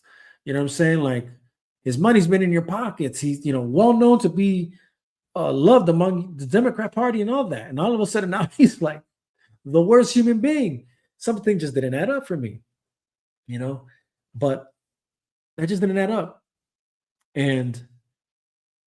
But my whole point is like, since then, that rhetoric that they kind of just kept like, and again, I'm not trying to say that the guy's a saint. I'm not saying that either. But to like distinctively try and say, oh, the man's a Nazi, he's an existential threat to our democracy, he's the end of our nation, whatever. You're really claiming things that are kind of like, whoa, you know what I mean? Like, what are we saying here? You know, that, and then you say it, but then I don't really hear much as to why you say it, right? Like I said, I hear sometimes on the right too. Sometimes they don't explain it either, and I don't like when they do that, because again, you say it, but then you say it like it actually matters, or like if it's actually true, and I don't like that because it's really not true on either side, right? Nothing here in this side of the world in our time resembles anything really truly to what happened in Germany during the time of Hitler and the Nazi regime, right? Or the Gestapo and all that stuff. Like to even pretend like it does, it's really foolish. And people that just eat it up is crazy to me. And it just shows me like you do not. Anybody who eats that up is like, you clearly don't know anything. You don't know jack shit about Germany, the Nazis, and the Gestapo, and all that. You clearly don't know. You know. But again, I don't like when either side does it. You know, because it's like you're really putting something on somebody that really isn't even true. Now, it's one thing if you say there's something esque and you break down what you're trying to say, or like this could be the end of our democracy, but this is why, right? And then you break down, you know, structurally and tactically, you know, what you see happening and why you're saying which. And I've seen guys do that, and that's different, right? That's a conversation we're now having, right? Where they'll break down the scheme of what they believe the Democrat Party is doing, blah, blah, blah. And I've seen that. I really haven't seen that on the left towards the right. It's more just the name calling, and I don't see much explanation. Well, like, you know, it's just name calling. It's not like, well, there's this tendency because of this. And when they do, it's like loose, right? Like they'll say like ISIS, the Gestapo, and it's like, whoa. Like anybody who knows anything about what the Gestapo really did and what really went down in that time knows that that's completely different from what ISIS did. Trying to make that actually link is crazy. But the fact is, you say that, and then you're going to act surprised when there's uproar and violence in the streets, right? You're going to say that this man, the president of the United States, is actually Hitler, right? And expect not to have any consequence. That's crazy without actually explaining. Like, that to me is crazy, right? You have to be mindful of the rhetoric and how you speak about things. And again, it is on both sides, but I'm not going to pretend here and act like it's actually even on both sides, because it's really not. You know, it's really not. Again, I don't like when Trump does it. I don't like it when anybody else on the right does it, and I don't like it when the left does it. But if I'm being honest, I see it happening more on the left than I see on the right. That's just the way I see it, right? And when I say more, I mean way more, right? But again, yeah, Trump does it too. Again, I'm not trying to hide his own sins, right? But if we're going to be honest, right, this behavior doesn't just come out of nowhere, right? This is, and like what I'm trying to, I guess what I want to make sure we make clear here, because this happened back in his first term. And again, it's not about him. It's more about us. It's more about you. I just don't want you to be fooled again, right? It's one thing.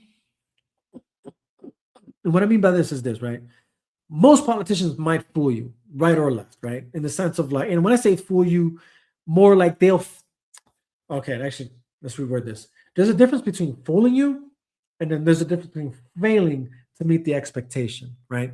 So you may vote for somebody because they probably ran on this, ran on that, and they failed to meet the mark. That's one thing, right? And then some people will say, well, that's because they never meant to, and that's why they fooled you. Okay, maybe so, but if you don't have definitive proof of that, again, you're theorizing. There's nothing substantial about that, right? So that's one thing. Then there's actually fooling you, right? Meaning we're going to fabricate stories so that you can believe something that really isn't true, right? And that's where it's like you got to like just wake up and smell the coffee to this, right?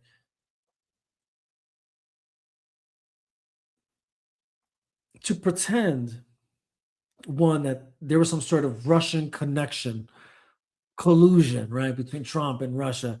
That was the first of it, right? And now it's the Israel thing, right? It's Israel and their own Trump, like they have him on the list. These weird notions, right? There's no substantial evidence of, but we're gonna say it is, and people believe it, right?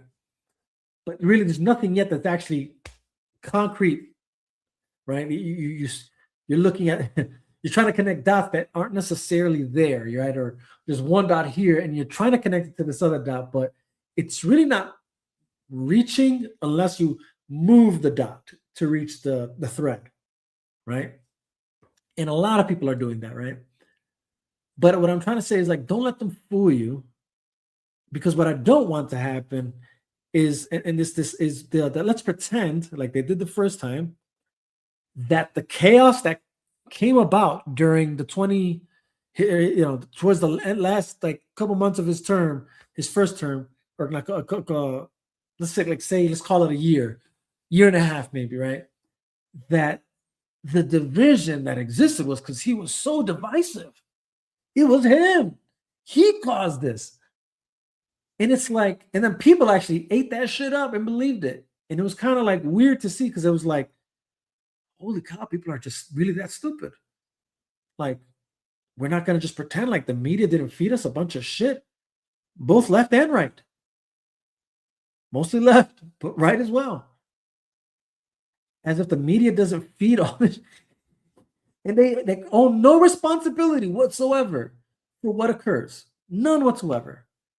They don't take any responsibility for whatsoever. And nor will even the politicians that fabricated these stories, that fomented acts of outrage, fomented and justified the feelings that they themselves manifested within you to feel a certain type of way. And this happens on both sides, but like predominantly in these past couple of years on the left. Now it has happened on the right too. We'd have to go kind of further back for that. But we're here right now. This is where we're in right now. And it's happened more predominantly in these past couple of years on the left.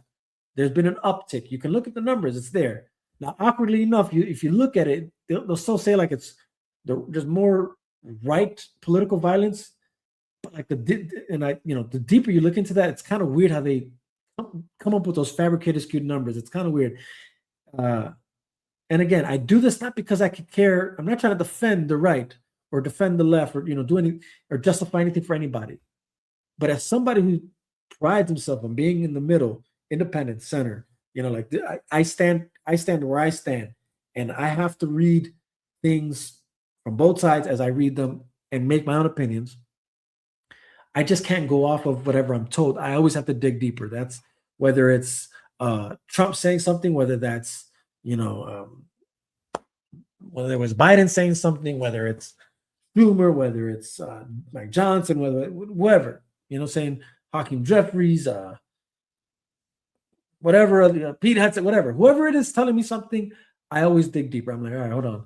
Let me see if what they're saying is true. Let me see, whatever. I always get on both sides. So when I'm told, more acts of violence on the right, more for more decades. And it's not until this recent decade or a little shorter where they'll say on the numbers that there's been an uptick in 2025. It was actually left-leaning political violence that actually led for the first time in decades, which is just kind of strange because again, that kind of now when you look to see how they came up with the numbers, there's a lot that they don't even actually like take and add to that numbers that they have, but yet they'll take these things from other things that are like, how did you connect that to right side? It's weird how they did it, the way the numbers are. So I have to assume, this is the weird part about the society we live in. Like people are so loyal to, so my goal here is like, if I could just free people from whatever loyalty they feel to whatever party they're part of, because that's, I think, the most stupidest thing anybody could do. If you're a diehard Republican, like you're stupid. If you're a diehard Democrat, you're stupid as well. Free yourself of, and I'm not trying to say that to the end with Democrat and Republican Party. No. What I'm saying is make them be honest, make them earn your vote, make them actually like fight for your vote. Don't just vote one way because because I have to believe what this guy told me because I've always been a Democrat. And so if they say this guy's this, then that must be true. And vice versa. Oh, I'm always Republican. So, if they're telling me this, it must be true about the Democrat. Like, just go look. Just go do the research, man. That's all I'm saying. If there's anything I hope to do through these discussions is bring more people into the center of things, into the independent side. And I'm not meaning like starting the independent party, right? Like, you have, JFK for a moment there ran as an independent, which, isn't essentially a party and hopefully never becomes a party because it's supposed to be more like free from the bonds of, left-wing organizations and pundits and things of that nature and right-wing, all that kind of, the mechanisms of politics, right? But anyways, all that to say that the ownership, people have to take ownership over what's really happening here and wake up and smell the coffee. You don't just feel a certain type of way out of nowhere, and it isn't just the man himself. It's just so like it's the way he's painted out to be. Because again, this guy's existed for many years, and you've not felt this way about this man until him being president. And now that there's all these stories spinned around the guy. Now, again, I'm not trying to defend the guy. I'm just trying to tell you how things happen in real time to get you to understand what really made you hate this guy. Was it him himself, or is it the way that the media wants to portray him to you, right? Now, I'm not saying that you can't disagree with whatever he's saying, but this weird ire that people have built towards the guy, like this, this whole like Trump derangement syndrome, it's a thing. It really is a thing. There's people that I know in real life that get worked out of shape over this guy. No, don't get me wrong. I've also seen this the other way around. But when I say that I see this more prevalent now with how people feel about Trump, it's insane. Now I've seen people have that kind of weird behavior when it came to Obama, whatever, or but it's or Biden, whatever, but not on the level of weird like person. How people take this personal when it comes to Trump, as if like he really like it's their sole desire and mission. Like again, like I said, to the point where like I wish he did get shot. Like damn, that's crazy. That's how you really feel. Like that's insane.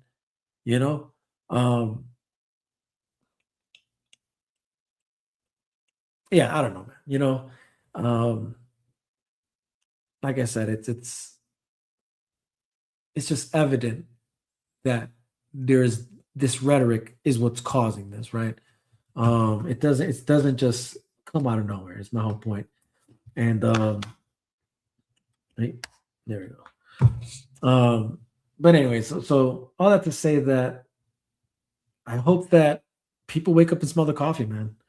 Like, don't let the media really tell you that things are so bad, beyond fixing, beyond repair. Don't let politicians tell you that, left or right. Right now, it's the left doing it because the right's in power. But when the right does it, when the left's in power, like, don't let them do that to you. Have them tell you a specific, detailed reason as to why they believe what they believe, if they cannot do that for you, question the motive, question what they're actually saying, and do the research. I'll say that much, right? Because that's essentially what I do. It's like if I hear you say something crazy, I have to hold on. Is that really real? I have to now go look, So, but yeah, the rhetoric, let's just be honest. This is what creates what we see here. Or what we saw with the Trump assassination attempt. That's what that is. Let's just be honest. Now, last but not least, to obviously end this off, again, narratives and all that. When it comes around this, it's kind of crazy, but as it stands now, apparently, the ceasefire is very delicate right now. Last of what I heard, what I read up on, and hold on, wait a minute, where'd it go? Oh no, there we go. It's on a very delicate stage right now, apparently. Probably about to fully collapse. Because apparently, obviously now there's Operation Freedom on the table, or Project Freedom, not Project Freedom, alongside Operation Epic Fury, where Trump has launched a new naval operation to help stranded commercial ships get out of the Strait of Hormuz that have been, essentially being stuck there the whole time. It's funny to see how they report on it, though, because they'll say that Iran has effectively been blockading it, as if they actually have ships to blockade, rather than just calling it as it is, and they're just striking at these ships like children, essentially, with either drones or their little speedboat that they got going on to try and attack these ships. And essentially, that's what they're doing. And it's not like they've done so many to say like, oh, they got so much of a stockpile. If anything, enough so that people are, and rightfully so, commercial ships are like, oh, we'll just stay put. We're not trying to get bombed there, which again, nobody says anything. This is the double standards I really hate. Where like there's such an eye and magnifying glass. I'm like, oh, this happened with Epic Fury, Trump did this, blah, blah, blah, or, Israel did this and da, da, da. Man, oh man, when it's the other way around, when it's the essentially the bad guy, everybody's silent, right? Nobody's saying anything, right? More public executions happen. Nobody's saying nothing. Nobody. All these like, oh, the lives in Lebanon right now, the lives in Gaza, the lives in Iran. You don't see it about, well, the lives in Iran when it's Israel or America doing the shooting, but when it's Iran itself, right? When it's the Islamic Revolutionary Guard, right? Nothing, not a peep. Which I hate it because it's like this is just like I just hate double standards. Don't preach to me. Don't come, and luckily some of my friends stopped, because and they stopped because they realized I was right. I would say it's like, bro, you can't just come at me, telling me like, hey, like this is why I think this and this and this about this and this and this. But like, if you're not holding that same moral compass to the other side, then why are we even going to pretend like this matters to you? Like, so, don't worry about it. I don't care that you lie to me, but I I do, right? There's nothing I really hate about, there's nothing really I hate more than liars and thieves. But like, it's not even that you're just lying to me, you're lying to yourself. And that's the sadder part. Like, you're lying to yourself. Like, you have to be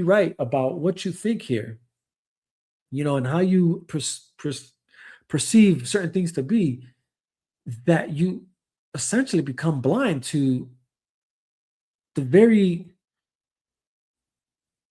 activities of the thing you're trying to judge one side for.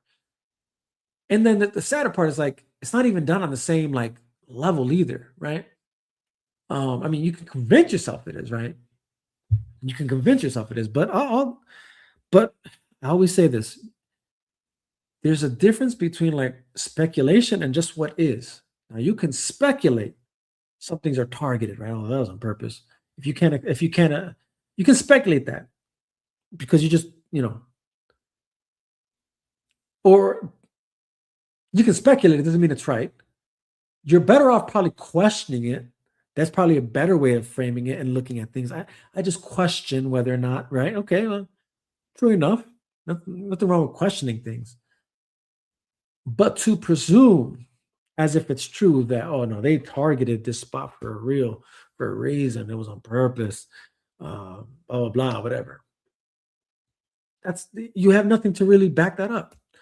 Like you don't know that for certain. You're just assuming that, right? So now that's an assumption compared to like what actually is happening, right? Like, well, people are being executed for real, by the Islamic Revolutionary group, whatever they're called, Guard.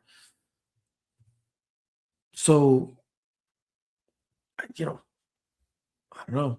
I'm saying, but again, I just don't like double standards. That's all. I really just don't like double standards.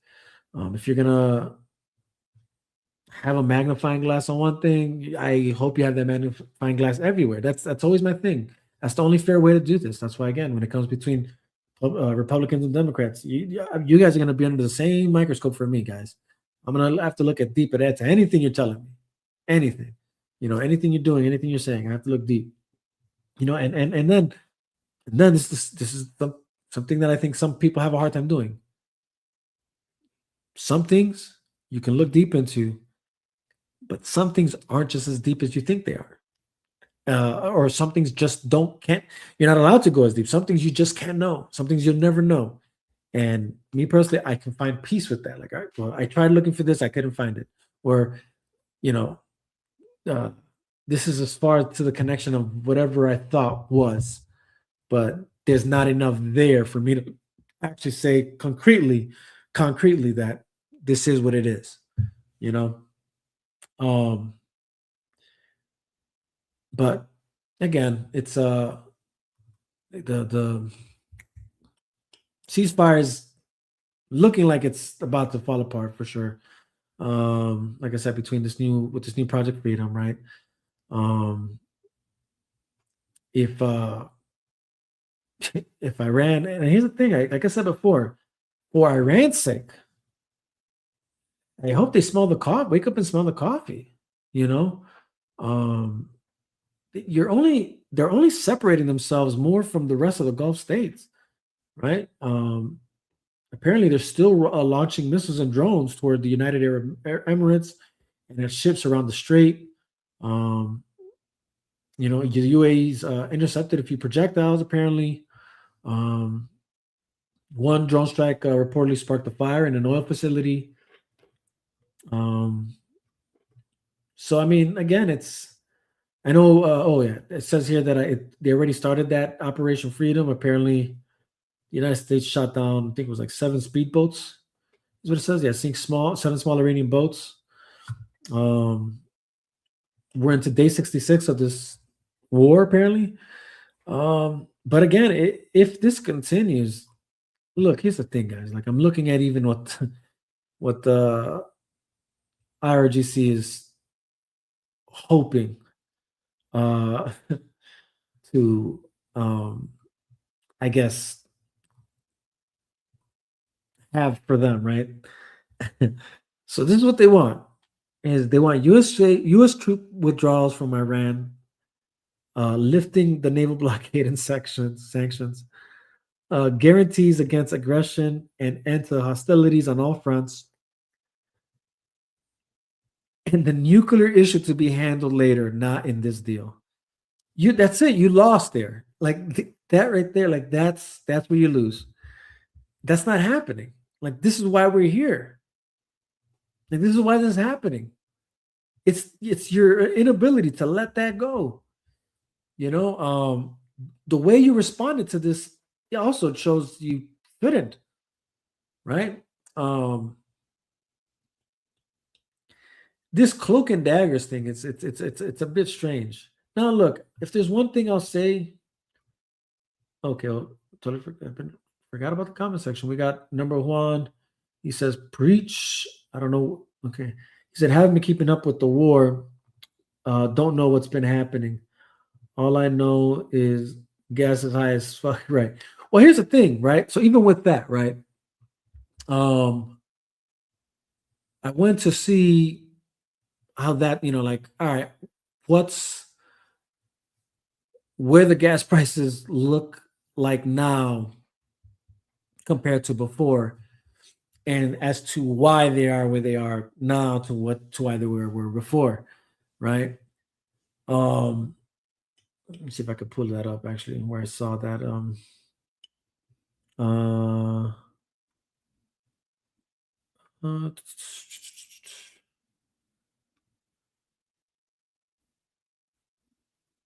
Oh man, what did I thought it was here somewhere.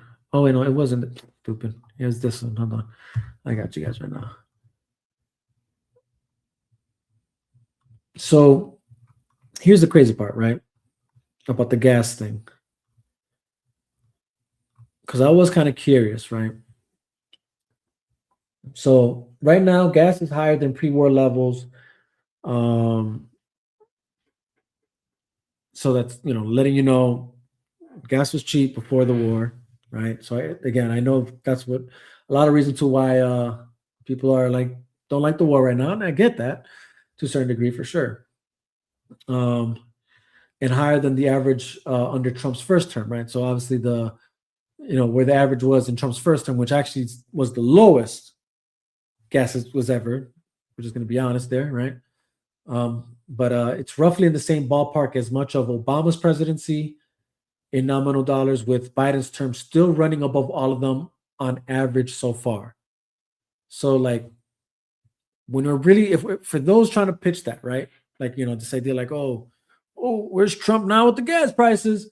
Like, well, let's not pretend like as if the all-time high wasn't under Biden still. You know what I'm saying? Like, right? That's still that, right? Now, on average, right? On average.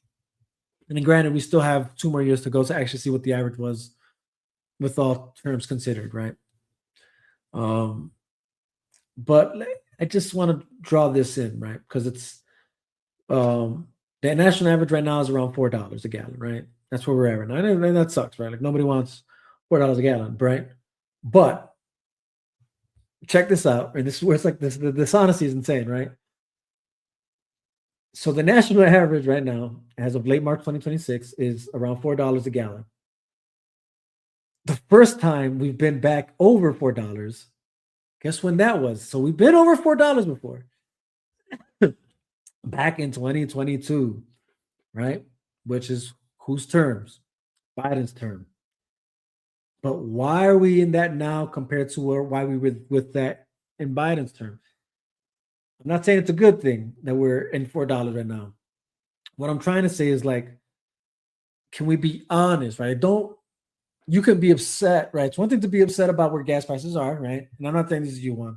I came across this. I came across this, in other people's things, right? So it's one thing to complain about the gas prices and how it's affecting you. Cool. Don't make it seem like this is what Trump's policies bring or something like that. Like, no, this is what happens because he decided to go to war. Essentially, gas was at $3 before we were at war. That was what the average was. And in some places lower than $3. So the average was at $3, right? We go to war, and that's why now it's at $4. It didn't just go to $4 because of just bad policies. Now you can argue, well, that is bad foreign policy, though. Foreign policy, bad policy is why we're at war. Like, it's not the same thing, we couldn't. I know a lot. I know some people are like, we shouldn't even be in this war. In an ideal world, sure, yeah, I agree. I agree. But to pretend like the facts aren't what they are, right? Like why we are in this in the first place, you'd have to be blind to that, or that, or just believe that there's, oh, it's not true. This, believe that narrative, right? Like, oh well, we're not there because you'd have to go into that other aspect. And again, like I stated before, like this is more than just about the nuclear stuff. This is about political dynamic shift in the geopolitical world, power leverage, all that. There's a lot behind this, and if we play our cards right, gas should go back down soon. But like again, we've only been in this war for 66 days, and I know it sucks, but like, so I'm not saying that it doesn't suck. What I'm saying is there's a difference between having hit this high because we're in this little war right now. And I say little because honestly, compared to other wars we've been in, let's just be honest, we haven't seen much on on our end, right? Now, again, like I said before, I hope this doesn't continue. I hope the blockade is enough. I hope that Iran, seeing that there's nothing they could do to actually force anything to happen in their way, gets them to wake up and smell the coffee and say, like, all right, you know what, screw this. No nuclear, no ballistics projects. Like, let's just focus on infrastructure and economy and getting our people back to a good life. If they can't do that, then this is essentially why we'll stay in this, right? Again, we saw, it's like I told people last time, like, you can't say it's just an Israel thing when all these other countries were attacked simultaneously by Iran, right? Iran picked the fight with everybody, right? They got swung on. They got swung on by America and Israel, and then they just started swinging at everybody. So and not everybody. Obviously, they weren't stupid enough to, I guess, fire at what they consider their actual allies, right? But my whole point is just between them massacring their own people for protesting peacefully and trying to have a voice on what they believe, right? Between them taking shots, one, at our own allies, right? These are all things that should give you pause and should have you think, yeah, maybe these guys shouldn't have nuclear power. Maybe these guys shouldn't have nukes. Maybe these guys shouldn't even have ballistic missiles. Maybe these guys shouldn't have that kind of power, because look what they've done with that power, with the little bit of power they had, right? And imagine if they had more power, right?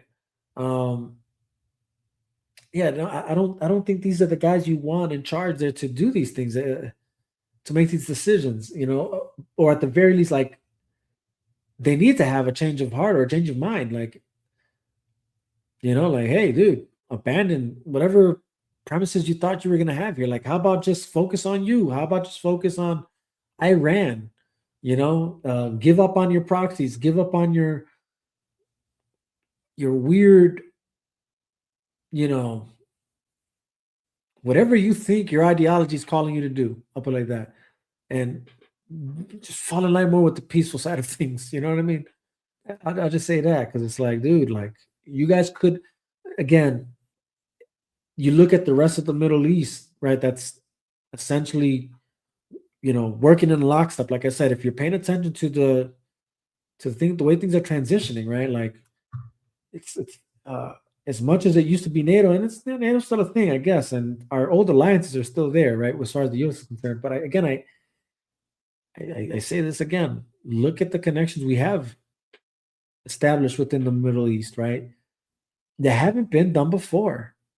It'd be naive to like overlook that and think to yourself that's a bad thing, or like uh oh no, something's wrong there. That's not right.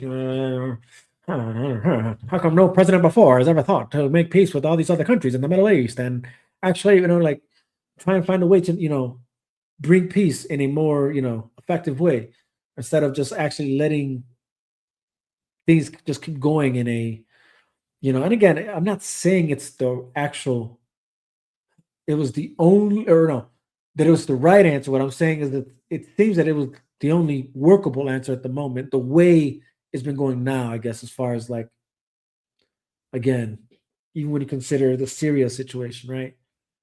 A lot of violence there, and it's that got to where they were now, and hopefully now, again, hopefully there's hope there for something to change, but we'll see. Still to be determined. Again, there's a shift happening there, and it's like, all right, well, just let it happen. Let's see what happens. And I think that's the real reason we have to realize, like, Iran doesn't like that because it goes against everything that they've been trying to conspire towards, right? And like I said, they also had their connections on our side of the hemisphere. Like, again, that's why I said there was a connection between Venezuela, Iran, China, Russia, to why that whole Venezuelan thing happened, that operation in Venezuela. So again, it's all connected. So let's see. Number Juan says, aren't scientists also saying USA is approaching a Great Depression or it's due for a recession? Dude, they've been saying that for the longest time now. And you don't mean scientists, I think you mean economists. Market crash, stuff like that. Yeah, I think that's what you mean, bro.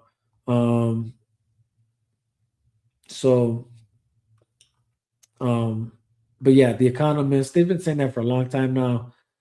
There's nothing really showing that at the moment significantly. Again, this is why I say, like, the doom thing, it's like,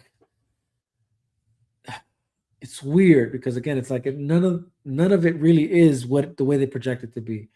Like I said, I look at that. I haven't seen anything substantial that actually shows that that's going to happen, and they've been saying that for quite some time here, like for a couple years now. And essentially, like, we already hit a recession back during Biden's presidency. So it's the goalpost keeps moving, is all I can say. So we'll see what happens there. But no, I don't think that's going to happen just because of this war. No. And again, I'm hoping if this it only plays out two ways. We come to an agreement. There's, again, Iran agrees to, abandon their nuclear goals, ballistic goals. I would even throw that in there, and we'll work on other stuff. And I think that's the way forward, like, or and then the other outcome is we don't do that, they don't agree, and then it goes back to being active, and it's worse for them than it is for us, like, the only thing they can hope to win at that point is the PR war, which, sometimes you would think, oh man, they got good PR, right? They'll have you really believing, people really believing that we're the, we're the ones who are bad for this, but the reality is they have everything to lose. We really don't, in good faith, I would say America and Trump, whatever, is trying to negotiate. I'd say this all the time, like, you can't just because you see something you dislike, because again, nobody really wants war. We don't like to see these things happen. And again, obviously, yeah, it affects us at the gas pump right now, right? And things of that nature. So, but like, to make it seem like, oh, I don't know, there's something evil here. Like, it's really, that's going far with it. And you really have to, like, you have to make that stick if you're going to go that angle. But But yeah, like as far as market crashes, I don't think that's happening. It's either they accept this deal or not, and if they don't, it's going to be worse for them. You know, if I had to assume what's happening right now, because we really certain things we don't have the privy of knowing, right? Like what's really happening militarily, whatever.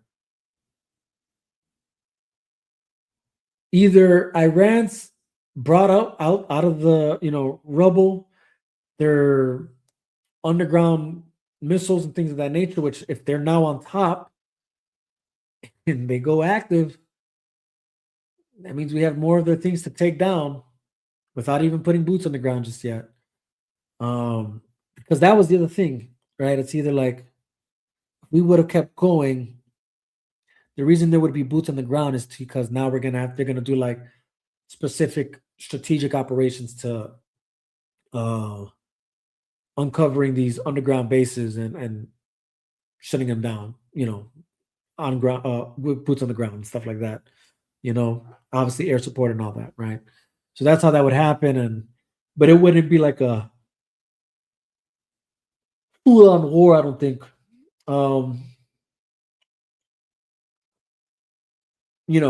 Us on their streets, civilians and all that. So I mean, but again, that's me guessing, assuming. I don't know really for sure, but if I had to guess, I think that's how that plays out. It's maybe some like Delta Team, Navy SEAL 6 type stuff. Operations going in there, undercover. Some air coverage. Air superiority type shit, and get in, blow up, get out. Or get in, take over, whatever. Do something. You know what I'm saying? Maybe not blow up. Yeah, maybe blow up. I don't know. Who knows? See, that's the thing. You probably don't want to blow it up, but you might have to. Or go in and take steal. I don't know. It's either you can give it to us, right? Because that was I think the agreement. The agreement that the U.S. is looking for is you give it to us, or we go in there and take it, because we just can't trust you with it. Period. And for those that would make the argument that every country should have one because every country has one,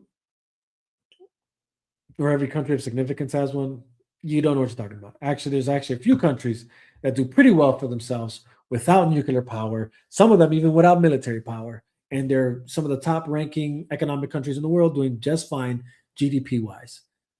So this idea that, they have the right to it or they need one, like, no, they don't. They really don't. They really don't.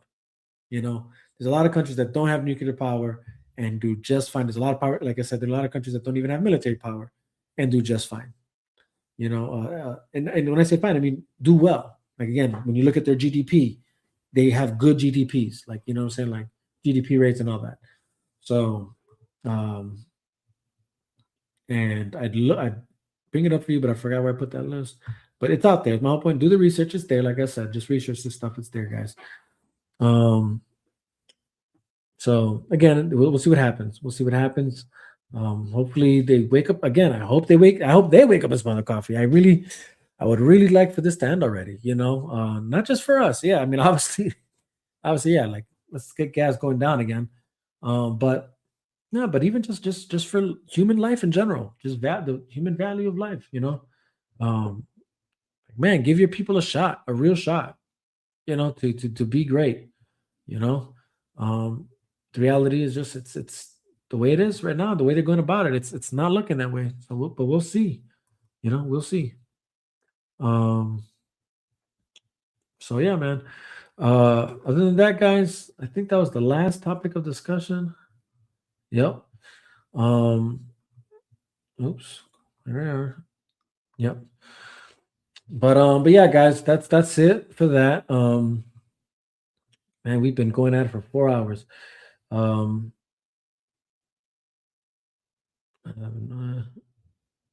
What is that? Oh, I got somebody on Rumble sending me a link. Ain't that great? I'll probably check it out later. But anyways, guys, been going on for 4 hours. That was the last topic of discussion. And again, look, man, I'm humble enough to know I don't know everything, right? So if you disagree with me and maybe there's something I'm overlooking, maybe there's something I'm not considering, let me know. Or maybe if there's something you misunderstood, let me know.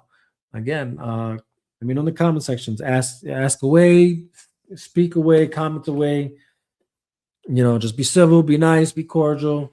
Let's, again, that's what the Chop Shop is about, is to just have these discussions about anything and everything without any filter, without any censorship, just real, raw, authentic, honest, but with humility as well, right? Humility and decency. So yeah, again, if you agree or disagree with me, let me know. Again, I appreciate you guys for hopping on. Those who were in the comment section, from Juan to Pinzone, hopping on. Integrity, appreciate you hopping on, brother. We had Edwin earlier. We had a Raven, released the Aircut account from X. Appreciate you guys hopping on in the comment sections and interacting with me. Are you really awake over at Rumble? Appreciate you too. Everybody who was watching during this live, anybody who watches this afterwards, I appreciate you guys. Do me the favor, make sure you like, make sure you subscribe, make sure you share. Again, and make sure you engage. This is what this is about. This isn't just for me to air out my thoughts. I mean, I like to do that too, obviously. That's what I do half the time.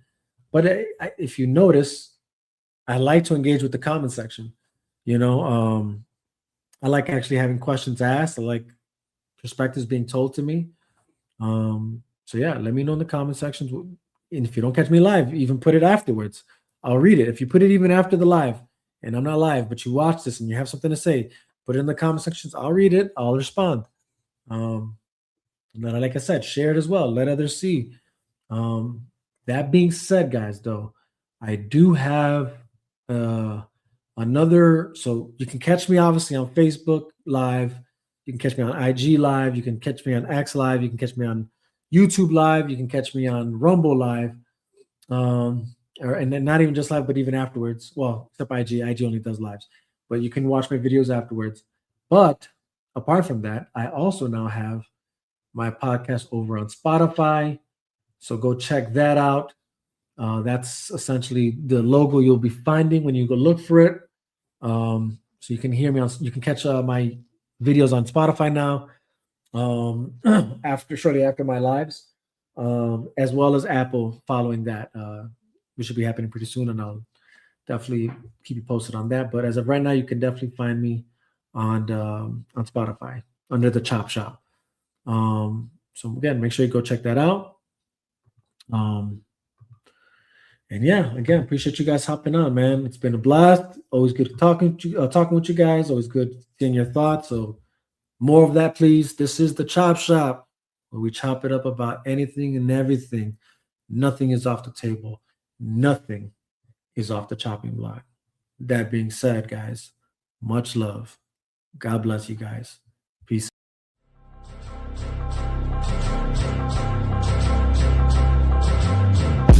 New era niggas just scream out gang gang. My era niggas outside that gang bang. Old enough to know niggas that made it onto gangland. I don't say that to grandstand, I'm just spitting the facts, man.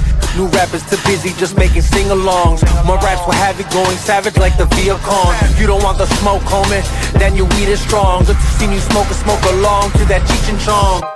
Me and my team, we on the front line. Steady putting in work, homie, it's always crunch time. Hard times produce me, dog. This ain't a movie, it ain't WWE. When I mention the bloodline, homie, I want mine, that's why I move different. Y'all too laxy daisy, I keep myself disciplined. Repetition on repetition, training is rigorous. Only way to survive the streets that's dangerous and vigorous.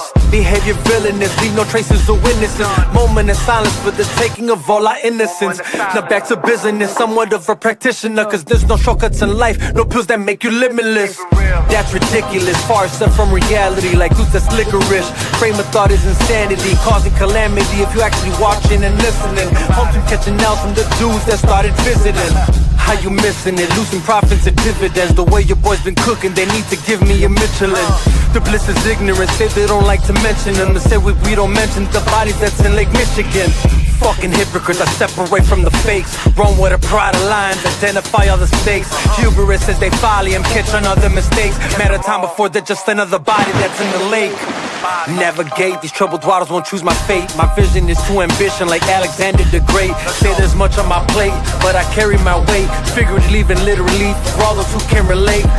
I never break, you never get me to fold, you never get me to leave. Chicago is still my home, but I carry my heat. This when this city is cold. Valentine's Day massacre, but was it really Capone? Face blown out of proportion, the different views of contortion. Use best proceed with precaution before you lie dead in a coffin. It's not a threat, that's a promise. Best quit talking your nonsense. Your body could end up missing. Got your family claiming we lost them. Can't find them. Bad timing, he's flatlining. Good riddance, bit it negative to mankind. And I'm like Jack Reacher, the equalizer, John Wick, Jason Bourne, the accountant. Either one, you can take your pick. The damage I could do with my side weapon. John Wick with my P40 Smith & Wesson. Opposition lightweight, so I'm not threatened. I'm just glad about the hate that they keep sending. It's really easy talk that rah-rah on the internet. There's words to Zaza, I heard y'all ain't got your fingers wet.